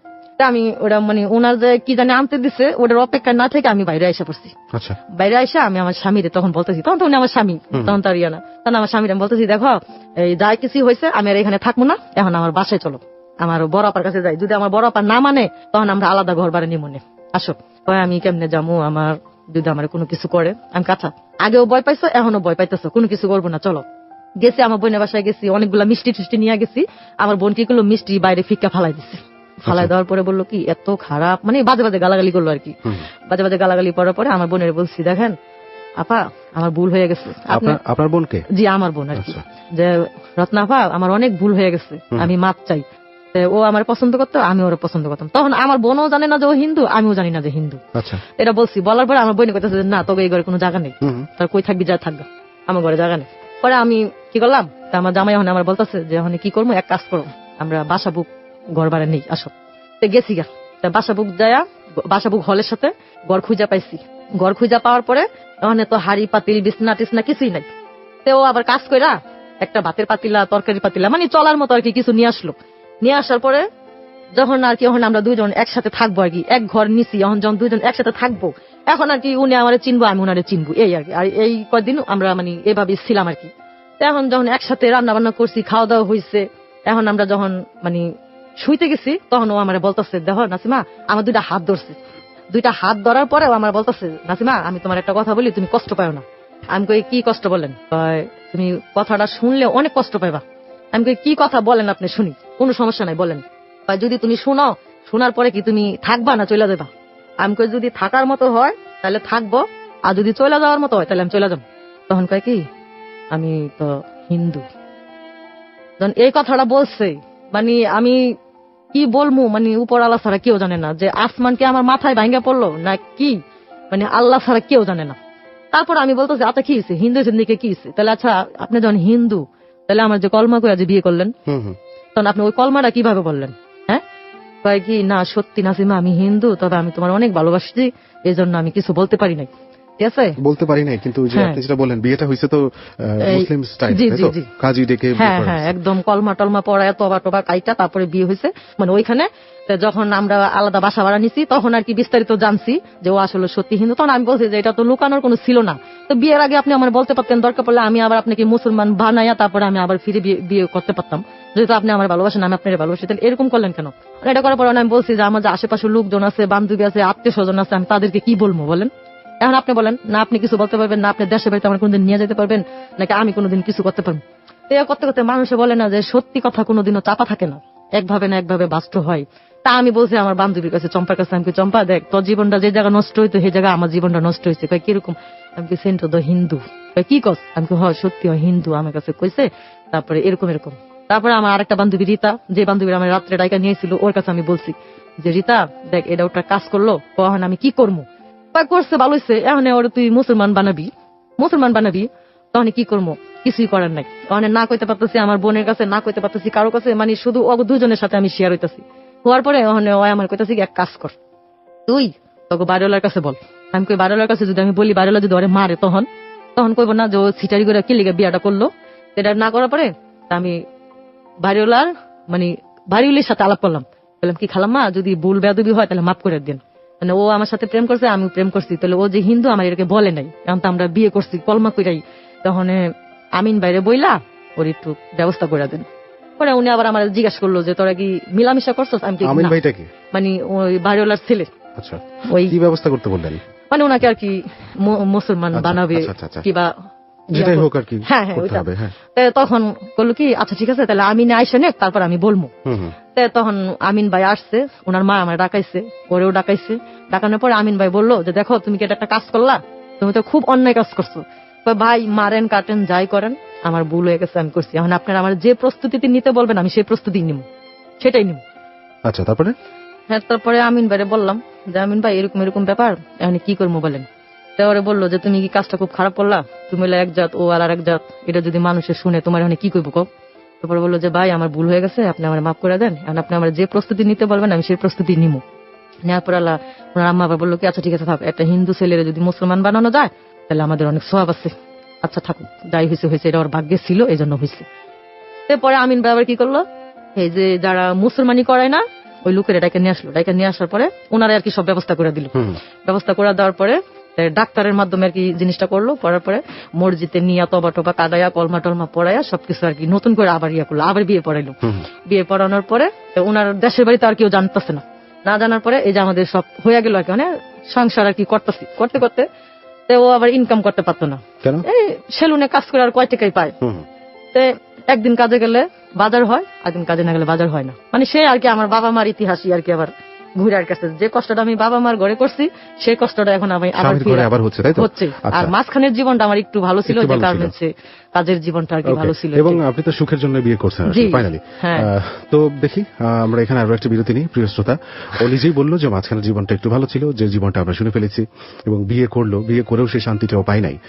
তারপরেও একটা ঝামেলা ছিল, ধর্মান্তরিত হলো, যেগুলো খুব প্র্যাকটিক্যাল কিছু প্রসেস আছে সেগুলো মেনটেন করেই হলো, এবং তারপরে কি হবে সেটার জন্য আমরা অপেক্ষা করছি। আপনি কোথাও যাবেন না, শুনছেন হ্যালো 8920 জীবনের গল্প, আর যে সেতু আছে এবং আছে আজকের অতিথি নাসিমা। ছোট একটা বিরতি নিয়ে ফিরে আসছি।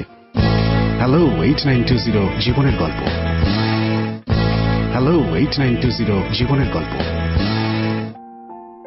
স্বাগত জানাচ্ছি আপনাদের সবাইকে হ্যালো 8920 জীবনের গল্পে। আজকের অতিথি নাসিমার কাছে আমি ফিরছি, কিন্তু তার আগে ফোন নম্বরটা বলে দিই 096113892892। এখানে ফোন করুন এবং এবিসি রেডিও 89.2 FM এর ফেসবুক পেজে আর যে সেতু পেজটা ট্যাগ করা আছে সেটাতে লাইক দিয়ে আমার সাথে কানেক্টেড থাকুন। আরো একটা ব্যাপার হচ্ছে, এই পোস্টটা বেশি বেশি শেয়ার করুন, পোস্টটা অনেক কমেন্ট করুন, পোস্টটাতে লাইক দিন, আপনাদের রিঅ্যাকশনস গুলো সেখানে জানান। এভাবে করেই আমরা আপনাদের সাথে কানেক্টেড থাকতে চাই এবং আপনাদের রিপ্লাইগুলো আমি পার্সোনালি আর যে সেতু পেজ থেকে সমস্ত সময় দেওয়ার চেষ্টা করি। আচ্ছা, তারপরে আপনি সংসার শুরু করলেন অতির কাছে পেয়েছে, ওকে মুসলমানি করানো হলো অ্যাজ পার যে প্রসেস সেগুলো, তারপরে সংসার শুরু করলেন, বাট ইনকামের ব্যবস্থা ভালো না। জি না। আপনি তখন গার্মেন্টসে কাজ করেন? হ্যাঁ, আমি গার্মেন্টসে কাজ করি। পরে এরকম কত টাকা পান গার্মেন্টস থেকে?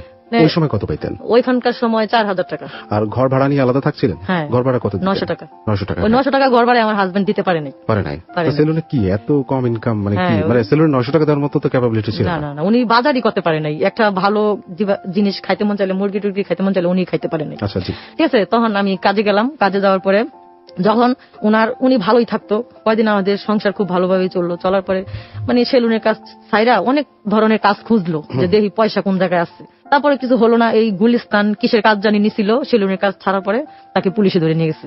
পুলিশে ধরছে? জি। কারণটা কি? ওই যে মানে কিসের কার্ডটা বিক্রি করে, আগের ভিউ কার্ড ছিল না, নায়িকাদের ভিউ কার্ড ছিল, তো ওইগুলো আর কি বিক্রি করতো। তারপরে গুলিস্তান থেকে ওনারে পুলিশে ধরে নিয়ে গেছে। তখন আবার আমার সন্তান পেটে ছিল। এখন কি করবো, তো তার 2 টাকা বেশি উপার্জনের দরকার। আচ্ছা, একটু ক্লিয়ার করি, এখানে শুধু ভিউ কার্ড বিক্রির জন্য নয়, সাথে হয়তো বা ভিউ কার্ড গুলো যেটা আমরা মিন করছেন নায়ক নায়িকাদের ছবি, হয়তো একটু অশ্লীল ছবি টবি ছিল। আচ্ছা, এই টাইপের কিছু জিনিসপত্র বিক্রি করতে হয়। আচ্ছা, তো ওইগুলো আবার ওনাকে পুলিশে ধরছে। ধরার পরে থানায় নিয়ে গেছে। থানায় নেওয়া যাওয়ার পরে আমি তো গার্মেন্টসে মানে কোনো খোঁজ খবর নাই। রাত্রে উনি বললো যে আমি আসতাছি বলে ওনার কোনো খবর নাই। না খবর থাকলে তা ওই মুহূর্তে আবার আমার বাচ্চা পেটে আর কি আমি অন্তঃসন্ত। তখন আমি কি করবো, তখন আমার মনে একটা গভীর ছিল, চিন্তা আসলো যে আল্লাহ, ও আগে গেল না, এখন আমার সন্তান পেটে, ও এখন আমার চলে গেল গা। আচ্ছা, ও তো আসলে অনেক খারাপ লোক। মানে এগুলো চিন্তা ভাবনা করতে করতে করতে করতে যখন এই সকালবেলা থানার থেকে খবর আসলো আমার বাসায় যে অমুক গুলিস্তান কাজ করতো অমুক নামে, তারে গতকালকে পুলিশে ধরছে। অনেকগুলো শুই না আমি মানে কানতে কানতে শেষ। এখন আমার বোনের কাছে আমি যেতে পারবো না, আমার ভাইয়ের কাছেও যেতে পারবো না, আমি কারো কাছে যেতে পারবো না, কারণ এরা সবাই আমার মানে ত্যাগ করে দিচ্ছে। ভাই বোনের কাছ থেকে সবাই ত্যাগ করে। আমি কি করবো? করার পরে এক লোকের নিয়ে গেছি। লোকের নিয়ে ওই গুলিস্তান গেছি, যেই লোকের কাঠগুলা বিক্রি করে ওই লোকের ধরছি। ধরার পরে ওনারে বলছি যে ভাই দেখেন, ও তো এরকম মানে যেভাবে হোক মানে আপনার কাজ করতে যায়, ও পুলিশের হাতে ধরা হয়েছে, মানে আপনি আমার ছোড়া নেন। তো ওই লোকে বলছে কি যে তুমি বাসায় যাও, কোনো চিন্তা করো না, আমি ওরা নিয়ে আসতেছি। তা নিয়ে আসছি। নিয়ে আসার 2-3 দিন পরে নিয়ে আসছি। নিয়ে আনার পরে এখন বাসার ঘর ভাড়াও দিতে পারতেছে না, আবার আমার বাচ্চা পেটে এখন মানে কি যে অবস্থা আছি, মানে উপর আল্লাহ ছাড়া কেউ জানে না। এরকম কথা কথা ও আমার কয়েক নাসিমা তুমি চিন্তা করো না, আমি দেশে যাই। দেশে যাইয়া তা আমার বাবা মা তো জানে না যে আমি মুসলমান হয়ে গেছি কিংবা তোমার বিয়ে করছি। আমি দেশে যা টাকা নিয়ে আই। ও দেশে গেছে 10-15 দিন হয়ে গেছে, আসে না, কোনো খবরও নাই। আমি ও দেশও চিনি না। ঠিক আছে, আবার এই অবস্থা আমার বাচ্চা পেটে, মানে আমি কি যে করবো, মানে কোনো রাস্তা নাই। তাহলে আমার ওই চম্পা বান্ধবীটারে নিছি, নিয়ে হেরা কাবিনের কাগজটা উড়ে আনছি। কাবিনের কাগজটার ভিতরে মানে ওর সঠিক ঠিকানা লেখা ছিল আর কি। তো ওই ঠিকানার অবস্থায় আমার ঘরের ফ্যান বিক্রি করছি, আর কটা হাড়ি পাতিল ছিল, আর আমার কটা শাড়ি কাপড় ছিল, এগুলো বিক্রি করছি। বিক্রি করে ওই কাবিনের কাগজের এইখান থেকে ঠিকানাটা নিচ্ছি। তারপর আমার বড় পারে দুলা ভাইরা এসে বলছি যে ভাই আমার তো ভুল হয়ে গেছে, এখন আপনি কি যাবেন? আমার বোন কয় কি, তুই জাহান নামে চৌরাস্তায় গেছিস, তুই জাহান নামে চৌরাস্তায় যা, তুই তোর পাপের ইয়া আমাকে শরীরে যেন না লাগে, তুই যা, তোর আমরা চিনি না। এই কথা কয়া তারপর আমার দুলা ভাইরে কইছি আচ্ছা আমি অচিনা গ্রামে যাইতেছি, যেহেতু আমি অন্যায় করছি, আমার ইয়াটা আমি খুঁজে বাই করবো, কারো লাগবো না। আমার বান্ধবীর না, এর আগে আবার একটা বন্ধুরে পাঠাইছি। আমি কি সুলতান ভাই দেখেন, সেন্টুর এত ভালো মনে করতাম, ও এই কাজটা কেমনে করলো? কি ভাবি আচ্ছা ঠিক আছে, তা আমার ভাড়া টাকা দেন, আমি যাই। তো ভাড়া টাকা আমি একা দিচ্ছি, ও গেছে, যাই ওরে বলছে যে তুই যে দেশে যে ঢাকা যেরকম করে থইলি, তখন ওই মেয়েটার অবস্থা কি? আর ও আবার ওর কাছে বলছে কি তুই একটু নিয়ে আহিস, আমি আর ঢাকা শহরে যাবো না, তুই ওরে নিয়ে আহিস, আমি ওরে নিয়ে আনি থাকবো। থাকার পরে ও ছেলেটা আমার বলে না, ওই ছেলেটা আইসা বলছে কি ওর সাথে আমার দেখা হয়নি, ও আর কি গাদ্দারি করছে আমার সাথে। করার পরে আমি আমার চম্পা বান্ধবীর বলছি কি চম্পা চল তুই আর আমি যাই। আমার পরনের শাড়ি ছিল, সেই শাড়িগুলো বিক্রি করছি, ঘরে ফ্যান ছিল সেটা বিক্রি করছি। তখন আমাদের ঘরে মানে কিছুই ছিল না, নিচে বিছানা। তো ওইগুলা নিয়ে গেছি, গ্রামে গেছি, সায়দাবাজার থেকে বাসুইটা গেছি। যাওয়ার সাথে সাথে মানে এমন বৃষ্টি আইছে, আমার কথা হলো যদি আমি দেশ গ্রাম না চিনি তাহলে আমি আবার ঢাকা রিটার্ন আসবো। মানে এরকম অবস্থা, এরকম বৃষ্টি আসলো, নাই নাই নাই। পরে যাক আল্লাহ কি হুকুম, বাজারে বলে দোকান ছিল, ওর বাবার নাম বলছি, সবাই চিনছে। চিনার পরে বলছে কি হ্যাঁ যে অমুকের পোলা অমুক এখানে ছিল, আছে। তোর ছোট বাইরে খবর দিছে, ওর ছোট বাইরে কাছে কি তোর ভাইয়ের বউ, তুই কি করবি, বাড়িতে নিবি নাকি তোর ভাই ঠিকানা দিবি? তো ভাই তো নসুন্দি গেছে গা, এই জায়গা থাকবো না। তো ওই কুমিল্লার থেকে আবার নসুন্দি আসলাম বান্ধবীরারে নিয়ে। নসুন্দি আইসা দেখি আমার ননাসের বাড়িতে, ওই আমার ননাসও আবার মুসলমান। ওনার ফ্যামিলির ভিতর থেকে 5 জন মুসলমান, ওনারা 5 জন ভাই বোন বাগনা টাগনা মিলায় ওনারা 5 জন। ওদের ফ্যামিলির ভিতরে 5-6 জন। ওর বড় ভাই একটা মুসলমান মেয়েকে ভালোবাসা, তারপরে ওই যে দেশ গ্রামে ধান খেতে বিষ দেয়, সে বিষ খায় মারা গেছে। ও এরকম করলো, করার পরে তা আমি আবার নরসিংদী ঠিকানা দিয়েছে, নরসিংদী আসলাম। আসার পরে ওর বোন মানে আমার সাথে অনেক খারাপ ব্যবহার করছে। ওই মুসলমান, ওইটাও হিন্দু ছিল, মুসলমান হয়েছে। তো ওর বোনে আমার সাথে অনেকদিন জাগা টাকা দিচ্ছে, দেওয়ার পরে ওর বোনের সাথে আমি 9 মাস রয়েছি। 9 মাস থাকার পরে যখন ওর বোন আমার অনেক অত্যাচার করতেছে, তখন আমার ওরে নিয়ে আমি ঢাকা আবার পলায় এসে পড়ছি। পলায় আসার পরে আমি বলছি কি যে তুমি কাজে যাও, আমিও কাজে যাই, এরকম করতে করতে ওর আবার বিয়ের আগে ও টিবি রোগ ছিল, এটা আমার এতদিন ভাসে নাই। যখন আমার ছেলে দুনিয়াতে আসলো তখন ওই অসুস্থ হয়ে পড়লো। আচ্ছা, আমার বোনের কাছে গেছি, আমার বোন মানে পাত্তাই দেয় না। আমার বড় ভাইয়ের কাছে কেউ পাত্তা দেয় না। আমার চাচার কাছে গেছি, তাও কেউ পাত্তা দেয় না। না, একটু ভুল হয়েছে। যখন এই জেলখানায় গেছে তখন আমার নিয়ে গেছিল দেখা করতে, তখন ও আমার হাত ধরে বলতেছে যে নাসিমা, 1 মাস হোক 2 মাস হোক আমি কিন্তু জেলখানা থেকে বাইরে আসমই। আমার যে সন্তানটা তোমার গর্বে, তোমার বোন তোমার ভাই যদি নষ্ট করতে চায় তুমি ওটা নষ্ট করবে না। আমি যদি না থাকি তাহলে ওইটাই তোমার সম্পদ। তারপরে ও আমার বোন আমার হাসপাতালে নিয়ে গেছিল যে আমার বাচ্চা নষ্ট করে লাগবো। আমি বলছি যে না, আমি বাচ্চা নষ্ট করবো না। ও যখন আমার হাত ধরে বললো আমি ওর রিকোয়েস্টটা রাখবো। রাখার পরে আমার ছেলে হয়েছে, ওরা আমার বোন ছোটায় আনছে। আমার বোন অনেক ছোটায় আনছে, আমার যে বোনটা রাগ করছিল ওই বোনটা ছোটায় আনছে। আমি খাই না, বসে থাকি, কান্নাকাটি করি, তখন আমার বোনের মায়া লাগছে, আমার বোন ছোটায় আনছে। আনার পর যখন আমার ছেলে পৃথিবীতে আসলো তখন আমার স্বামী অসুস্থ হয়ে পড়লো। ওই টিভি রোগটাই মানে আবার জাগতে তারপরে ওর মা বাবা আবার শুনছে যে মুসলমান মেয়ে বিয়ে করছে। দেশে নিয়ে অনেক অত্যাচার করছে, অনেক মারধর করছে। তারপরে আমি ওদের গ্রামে গেছি, ও হিন্দু বাড়িতে আমিও ঢুকছি। ঢুকার পরে আমারও বাড়িতে ঢুকতে দেয় নাই। তারপর বাধ্য হয়ে আমি নিজেও শাঁখা সিঁদুর পড়ছি শুধু আমার স্বামীর কারণে। আজকে সত্যি ওর কথা নাই, সত্যি হইলো যে ও আজকে আমার কাছে নাই, সারা দুনিয়াতেই নাই। ও এমন জায়গায় চলে গেছে, ও আর কোনদিন আসবে না। মানে কি হয়েছে তার? উনি মারা গেছে, 1 বছর হয়েছে। কিভাবে মারা গেছে? এই জন্য আজকে আমার এখানে আসা। আজকে আমার স্বামী আমার কাছ থেকে নাই, আমার জীবনটা পুরো অন্ধকার। আমার মতো যেন এরকম যেন আর কেউ না করে। আমার স্বামীর নিয়ে মুগদা হাসপাতাল আমি 21 দিন ছিলাম। খালি রক্ত পরীক্ষা করে, পেশাব পরীক্ষা করে, এই পরীক্ষা করে, সেই পরীক্ষা করে, কোনো রিপোর্টই ধরা খায় না যে উনি অসুস্থ। তারপর ডাক্তাররা নিজে থেকে মোয়াখালী প্রাইভেট ক্লিনিকে পাঠাইছে। মাথা থেকে পা পর্যন্ত এক্সরে করলো, সেই এক্সরে ধরা খাইছে যে ওনার বুকে টিউমারের ভিতরে ওনার ক্যান্সার হইতেছে। আচ্ছা, ক্যান্সার হইতেছে। আর ওর একটা দোষ ছিল কি, ও সারাদিন না খায়া থাকতো। হয়তো কি যেগুলো আমি খামো সেগুলো আমার বউ ছেলে মেয়ে খাইবো, ও না খায়া থাকতো। আর খালি সিগারেট খাইতো। খাওয়ার পরে এগুলো আর কি ওর টেনশন, ওর টেনশনে ও মারা গেছে আমি জানি। ও আমার ভালোবাসার মূল্য দিছে, আমি ওর ভালোবাসার মূল্য দিতে পারলাম না। আমি এইটাই বলতে চাই, যেই প্রেম করুক, যেই ভালোবাসা করুক, তার জাত পরিচয় যায় না। তারপরে যে উনি এরকম করে, আমি ছোটবেলা থেকে কষ্ট করতে করতে করতে করতে আজকে আমি এই পর্যন্ত আইছি। এখনো আমি কষ্টই করতেছি। আমি মনে মনে ভাবছিলাম যে আমি একটা হিন্দু ছেলের সাথে বিয়ে হয়েছি, উপরওয়ালা যদি আমাকে একটা ছেলে দেয় আমি তাকে মাদ্রাসায় পড়াইয়া মসজিদের ইমাম বানাবো। আল্লাহ ওর সে আশা পূরণ করছিল। আমার ছেলে এখন না দেখে কোরআন শরীফ মুখস্থ, তবে আমি তাকে আর পড়াইতে পারলাম না। তা আমার ছেলের আমি বলছি যে বাবা তুমি পড়ো মাদ্রাসায়, আমার যতটুকু চেষ্টা আমি অতটুকু করে যাবো। আমার ছেলে আমার জাবরায়া ধইরা বলে যে মা তুমি অনেক কষ্ট করছো, আর কষ্ট করা লাগবে না, আমার তুমি কাজে লাগাই দাও, আমি কাজ করি। আমার ছেলের চেহারা আর ওর বাবার চেহারা একদম এক। আমার ছেলের দিকে আমি এখনো তাকাইও না, খেলে আমার ছেলের দিকে তাকালে আমার স্বামীর কথা আমার মনে হয়। আপনার ছেলের বয়স কত? আমার ছেলের বয়স এখন 13 শেষ হয়ে 14তে। বিয়ে করছেন কত সালে আপনারা? আমার বিয়ের কয়েকদিন পরে 2000 সাল আসলো। আচ্ছা, তার মানে আপনারা 15-16 বছর সংসার করছেন? হ্যাঁ, আমার 16.5 বছর সংসার করছি। আচ্ছা, উনি যখন জেল থেকে বের হলো তারপর অসুস্থ হলে মারা তো গেছে কত বছর? জি, এই গত রোজা 4 দিন আগে মারা গেছে। গত রোজা 4 দিন আগে মারা গেছে, মে মাসে 16 তারিখে। মে মাসে 16 তারিখে, তাহলে তো 1 বছরও হয় নাই। হয়েছে 1 বছরের বেশি। আচ্ছা, আমার স্বামী, আমার উদ্দেশ্য ছিল যে হাসপাতালে আমি ছিলাম ওই হাসপাতাল থেকে নাম কাটা দিছে। তখন ডাক্তারে বলছি যে ক্যান্সার হাসপাতালে আমাকে একটু সহযোগিতা করে দেন না আপনারা। বলছে কি তোমার আমরা অনেক দেখছি, তুমি যে তোমার স্বামী নিয়ে যে কি করছো। আমি বলছি যে আমার আগে হইলো আল্লাহ, তারপর হলো আমার স্বামী, এছাড়া আমার দুনিয়াতে আর কেউ নাই। আপনাকে সহযোগিতা করে তুমি চাই হাজার চেষ্টা করলেও তোমার স্বামীর তুমি বাঁচাতে পারবে না। তারপর আমি যেদিন বেতন পাবো গার্মেন্টসে, আমি বলছি আমি যদি আজকে বেতন পাই আজকে আমার স্বামীর নিয়ে যাবো। আল্লাহর কি হুকুম, যেদিন আমি বেতন পাবো ওদিনে আমার স্বামী মারা গেছে।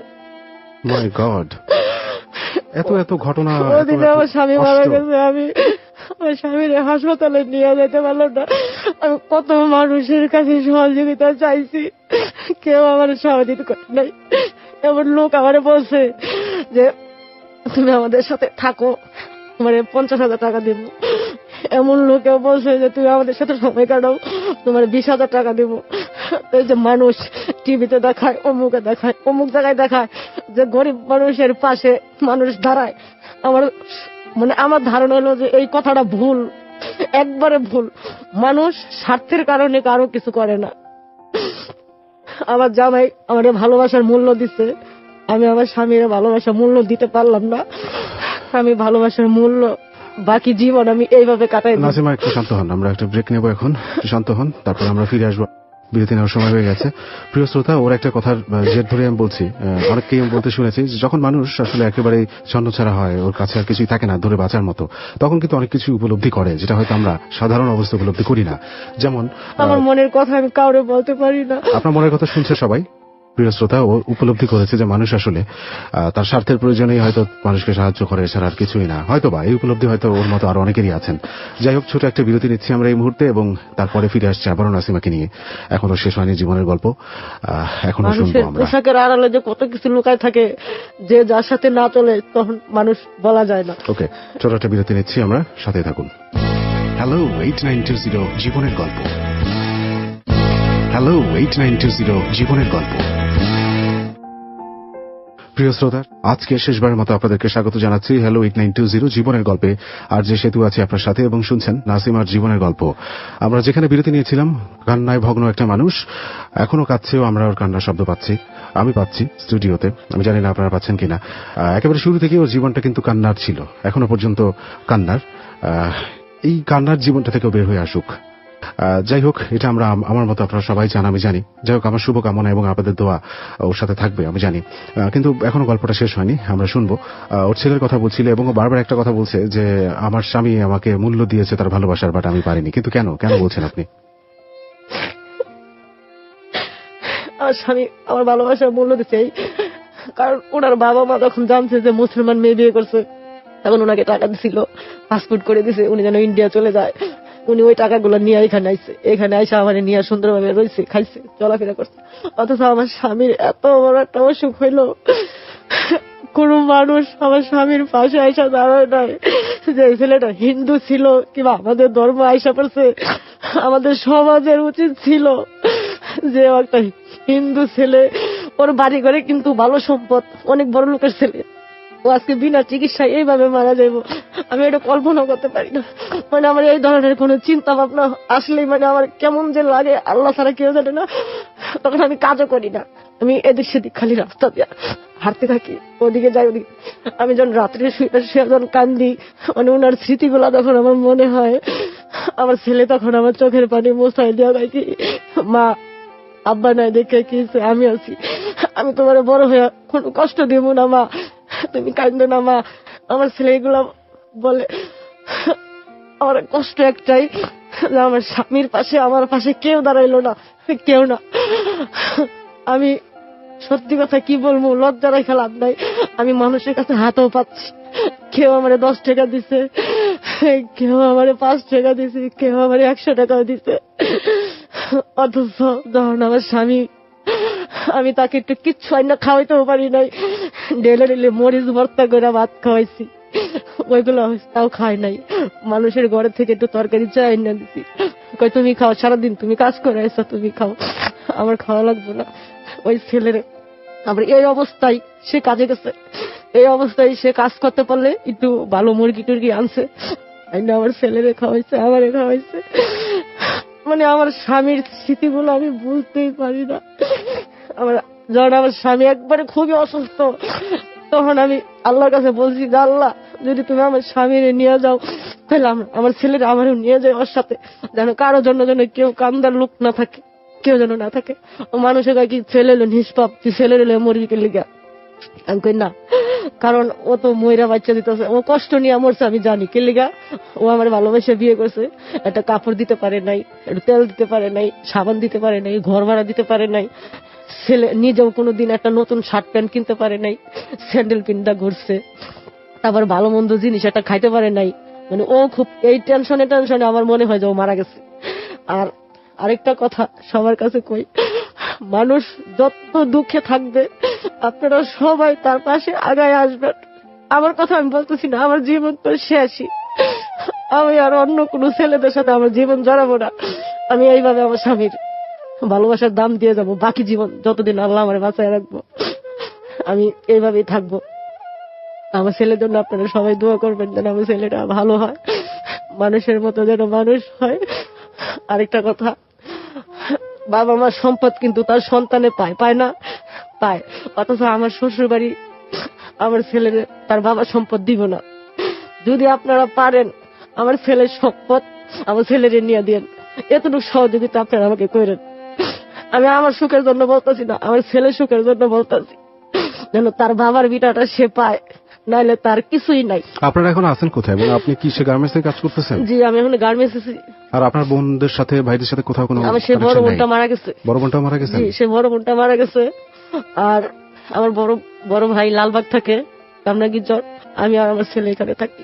আমার ছেলে বর্তমানে একটা জ্বালাইয়ের কাজ করে ওইখানে। এবং ওকে পড়াশোনা করাচ্ছেন? না, পড়াশোনা ছাইরা দিছে তো। ছেড়ে দিছে? জি, মাদ্রাসায় কোরআনের হাফেজ না দেখা কোরআন শরীফ মুখস্থ ছিল, এখন আর কি পাগড়ি নিত। এরকম টাইম ওর বাবা মারা গেছে। তখন আমার ছেলের আমি তাও বলছি যে বাবা আমি গার্মেন্টস চাকরি করে আমি তোমার এই আশাটা পূরণ করবো, তুমি যাও। আমার ছেলে দেখে যে আমি রাত্রে যাই, সকালবেলা আসি, 3,500 টাকা ঘর ভাড়া, মাদ্রাসার বেতন 2,000 টাকা, তারপরে আমার এমনি আমি খরচ আছে। আমার ছেলে কথা, মা পরীক্ষার ফিস আছে 300 টাকা করে, যে মা তুমি তো পারবা না, আমি কাজে ঢুকে যাই, তুমি যতটুকু চেষ্টা তো করছোই, আল্লাহ তো দেখছে। গার্মেন্টসে কত বেতন পান আপনি? আমি গার্মেন্টসে 7,500 টাকা বেতন। আর যদি ওভার টাইম করি তাহলে 8,000-9,000 টাকা পড়ে। 8,000-9,000 টাকা পড়লে মানে একদম খাইয়া খুইয়া সমান। এটাই আর কি, আর কোনো কিছু না। আমার ছেলে বলতেছে যে মা আমি কাজ করি, আমার পড়ালেখা লাগবো না, আল্লাহ আমার ভাগ্যে লেখে নাই, ঠিক আছে আমি কাজ করি, তুমি আমার বাধা দিও না। তবে আমি আমার ছেলের দিকে মানে তাকাইতে পারি না, আমার জন্য আমার ছেলের জীবনটা নষ্ট, আমার জন্য আমার স্বামীরা সারা পৃথিবী ছাইরা গেল গা। আপনাদের কাছে এতটুকু অনুরোধ, আমার ছেলের যেন তার বাবার সম্পদটা যেন ফিরা পায়, এতটুকু ব্যবস্থা আপনারা করে দিন। ওরাও স্বীকার যাইতেছে যে সম্পদ পাইবো না। আচ্ছা, ওরা কি বলছে, দিবে না? না, ওরা বলছে যে ও নাকি সম্পত্তি বিক্রি করে গেছে। তো ও যদি বিক্রি করে যেত তো ওকে আমাদেরকে কোনোদিন বলতো না। না, এখন যদি আমরা দেশে যেতে চাই, আমাকে দেশে যাইতে না করে হুমকি দেয়। তারপরে যদি ফোন দেয়, ফোনও ধরে না, এই ফোন ধরে না। তারপরে 3-4 বার ফোন দেওয়ার পরে ধরছে। আমার ছেলে ফোনে বলছে যে কাকা আমার একটা কাজ জোগাড় করে দেন না, এই নাম্বার আর কখনোই ফোন দিবা না, এটা বইলা রাইখা দিচ্ছে। আচ্ছা, এটা তো না বলে অন্তত এতটুকু বলতে পারতো সে একটা কাজ চাইছিল। আচ্ছা, এটা তো সাধারণ একটা মানবিকতা। আত্মীয় স্বজনের এই অ্যাটিটিউড গুলো আসলে মানে আশার উপরে বা আশার অতীত বা এগুলো কেউ আশা করে না। অ্যাটলিস্ট একটা কাজের সংস্থান করে দেওয়া যেত। আমি মানে একটা এক্সাম্পল দিচ্ছি, এরকম সহস্র ঘটনা ঘটে এদেশে, ঘটতেই থাকে। মানুষ আসলে কেন জানি সবকিছুর চাপে মানে হিউম্যানিটিটাকে লস করে ফেলেছে তাদের জীবন থেকে। যাই হোক, এখন আপনি আছেন, আপনার ছেলেটাকে নিয়ে ওকে পড়াশোনা করাতেও পারলেন না এবং আপনার ইচ্ছা ছিল যে ওকে হাফেজ তো বানাইছেন। অসাধারণ একটা ব্যাপার যে এত কষ্টের পরেও এরকম একজন অসাধারণ শিক্ষা। আমার আশা ছিল যে আমার ছেলের আমি পাগড়ি পরাবো, ওই আশা তো উপরালা আমার পূরণ করে দেয়। আচ্ছা, এবং আপনার একটা মাত্রই চাওয়া, যে চাওয়াটা আমি আপনার হয়ে বলে দিচ্ছি, যদি কেউ সহযোগিতার হাত বাড়াতে চান বাড়াতে পারেন, এবং তার চাওয়াটা আসলে অর্থনৈতিক নয়, অন্য কোনোভাবে অনেকের মতোই সে সহযোগিতা চেয়েছেন, কিন্তু তার চাওয়াটা একটু অন্যরকম। সেটা হচ্ছে যে এই ছেলেটা তো বৈধ সন্তান, তার বিবাহ এবং সংসার জীবন পুরোটাই বৈধ ছিল, কিন্তু তার স্বামীর বাড়ি থেকে এই সন্তানকে এবং তাকে অস্বীকার করছে। ওই ছেলেটার কিছুই রইল না, একমাত্র মা ছাড়াই জগৎ সংসারের কিছুই নাই। অ্যাটলিস্ট ওই ছেলেটার সুন্দর একটা ভবিষ্যতের জন্য সে যাতে ওই, আমার ছেলেটা খুব সুন্দর, খুবই সুন্দর। আচ্ছা, এই ছেলেটা সুন্দর ভবিষ্যতের জন্য ওই ছেলেটা তার বাবার বাড়ি থেকে যেন তার অন্তত অংশের ভাগের সম্পত্তিগুলো পায়, এটাই তার চাওয়া। এটা আমার সবার কাছে এটা আপনার। একবার আমার মনে চাইছিল যে আমার জীবনটা মানুষের হাতে তুলে দিই, আবার বলছি না, ওটা তো জীবন না। প্রিয় শ্রোতা, নাসিমার গল্পটা আমরা শুনে ফেললাম এবং শুরু থেকেই আমি একটা ভারাক্রান্ত অন্যরকম অনুভবের মধ্যে দিয়ে আসছি এই শেষ পর্যন্ত, এবং আমার সাথে সাথে আপনারাও। একেবারে শুরু থেকে যদি একটু আমি বলি, এই কথাগুলো বলবো, এটার ইন্টারলিঙ্কড রয়েছে, কোন একটা কারণ আছে বলেই বলছি। বাবার মৃত্যুটা দেখেন ওর, এটা অন্যরকম একটা ব্যাপার হয়ে দাঁড়ালো যে ওর বাবা বুঝতে পেরেছিল মাটির টানে তাকে টেনে নিয়ে গেছে তার গ্রামের বাড়ি। এই ব্যাপারগুলো আসলে যার সাথে ঘটে সে টের পায়, তার ফ্যামিলি টের পায় যে আসলেই তাই। অনেক সময় আমরা শুনি যে আসলে যে মারা যাবে সে আসলে বুঝতে পারে, ওর বাবার ক্ষেত্রে তাই হয়েছিল। সে কাউকে বুঝতে দেয়নি, হসপিটাল থেকে পালিয়ে আসছিল যাতে করে খরচ তার পিছনে করতে না হয়। কিছু টাকা সে পেয়েছিল, সেগুলো দিয়ে বাজার করে খেলো। বাবার যেই স্নেহ সে এটা পেয়েছে, বাবার স্নেহ থেকে বঞ্চিত হয়নি, কিন্তু তার বাবাই কিন্তু একেবারে শেষ সময়ে যখন চলে গেল তখন তার একেবারে আপন মানুষগুলো কেউ ছিল না, বাবার বোনটা ছিল। এটা তার বাবার কাছে অনেকটা কষ্টের ছিল, কিন্তু আজকের অতিথি নাসিমা দেখতে পেল না তার বাবাকে, নাসিমার মা দেখতে পেল না, ভাই বোন কেউ দেখতে পেল না, ইভেন তারা জানতেও পারলো না যে তার বাবার পৃথিবীতে নেই। এতগুলো দিন পরে যখন তারা শুনলো, এটা একটা কেমন শকিং এবং কষ্টের ব্যাপার হতে পারে যদি কারোর জীবনে ঘটে থাকে, তারাই বুঝতে পারবে। বাবা মা, এর চেয়ে উপরে আর কিছু নেই, তারা চলে গেল, পৃথিবীতে নেই, তারা জানতেও পারলো না। How shocking. এবং তার মার ক্ষেত্রেও ব্যাপারটা কিন্তু তাই হলো। কি অ্যাক্সিডেন্টাল বা কাকতালীয় দেখেন যে ওই সময় তারা একটু ছুটিতে গেল, ফিরে এসে শুনলো তাদের মা আর নেই। মাকে হয়তো কবর দিতে পেরেছিল, শেষ দেখাটা দেখতে পেরেছিল, বাবার ক্ষেত্রে সেটাও পারেনি। এই সবকিছু পরে একটুখানি আশার আলো, সুখ ধরা দিচ্ছিল ওর হাতে, সবকিছু ভুলে গিয়েছিল সে। কারণ আমি মাঝে মাঝে একটা কথা বলি, ভুলতে আপনাকে হবেই, যত বড় কষ্টই থাকুক না কেন ভুলতে হবেই। কারণ বার্ট্রান্ড রাসেল বলে একজন বলেছিলেন, তিনি একজন দার্শনিক, তিনি বলেছেন যে এমন কোনো দুঃখ নেই যার সময়ে ফিকে হয় না, আর এমন কোনো রাত নেই যার ভোর আসে না। সো আলটিমেটলি এটা খুবই ট্রু ফ্যাক্ট, একেবারে ট্রুথ, সূর্য ওঠার মতোই একটা ঘটনা। তাই ওর জীবন থেকে হয়তো সেগুলো সে ভুলতে বসেছিল। কিছুটা আশার সন্ধান সে করেছিল, সেখানেও জানতে পারলো না যে একটা ছেলেকে ভালোবেসেছে, বিয়েও করেছে, বিয়ে করার পরে গিয়ে সে জানলো যে তাদের ধর্মের অমিল রয়েছে। খুবই অদ্ভুত। এই অজানার মধ্যে দিয়ে যেতে যেতে এখনো কিন্তু সে একটা আনসার্টিনিটি বা এখনো অজানার মধ্যেই আছে। যেই সন্তানটাকে তার স্বামী একটা গল্পের একটা পর্যায়ে আমরা শুনেছি বলেছিল যে তোমার আত্মীয়রা যদি বলে একে নষ্ট করে ফেলো তুমি করো না, এবং সেই কথাটাও কিন্তু কোন এক জ্ঞানের বসে তার স্বামী বলেছিল জানি না, কিন্তু ইটস ট্রু। ওই সন্তানটাকে নষ্ট করলে কিন্তু তার আর কিছুই থাকতো না, আলটিমেটলি সে একেবারে একা হয়ে যেত এই পৃথিবীতে, সংসারে তার আর কেউ থাকতো না নিজের বলে। সেই ছেলেটাকে সে হাফেজ তৈরি করতে চেয়েছিল, কিন্তু সেই স্বপ্নটাও পূরণ হয়নি। সেই সন্তানটার জন্য তার বাবার সংসার থেকে, বাবার দিক থেকে গ্রামের বাড়িতে যে সম্পত্তি আছে তার ছিটে ফোটাও সে পায়নি। তাই বলে যে পাবে না সেটা নয়, তার ছেলেটার জন্য হলেও তার শ্বশুর বাড়ি থেকে যেন তার বাবার ভাগের কিছু তাকে দেওয়া হয়। খুবই মানবিক একটা আবেদন, যেটা খুব মিনিমাম। নাসিমার জীবনের কোনো স্বপ্নই যখন পূরণ হলো না, অন্ততপক্ষে এই স্বপ্নটুকু যদি পূরণ করতে নাসিমার ছেলেটাকে হাফিজ বানানোতে যদি কারোর ইচ্ছে হয় সহযোগিতার হাত বাড়াতে, তাহলে আমাদের মাধ্যমে আপনি সেটা করতে পারেন। ফোন করুন আমাদের সেই নাম্বারটিতে 096113892892। সেখানেই আপনি আপনার মতামত জানাতে পারেন, আপনি কি করতে চান বা না চান সবকিছু সেখানেই জানাতে পারেন। আপনার সাথে আমরাই যোগাযোগ করব। আর ওর জীবনটা সুখের হোক, যতটুকু স্বপ্ন পূরণ হোক বলেও যায় সেই স্বপ্নটা পূরণ হোক। ভালো থাকুক।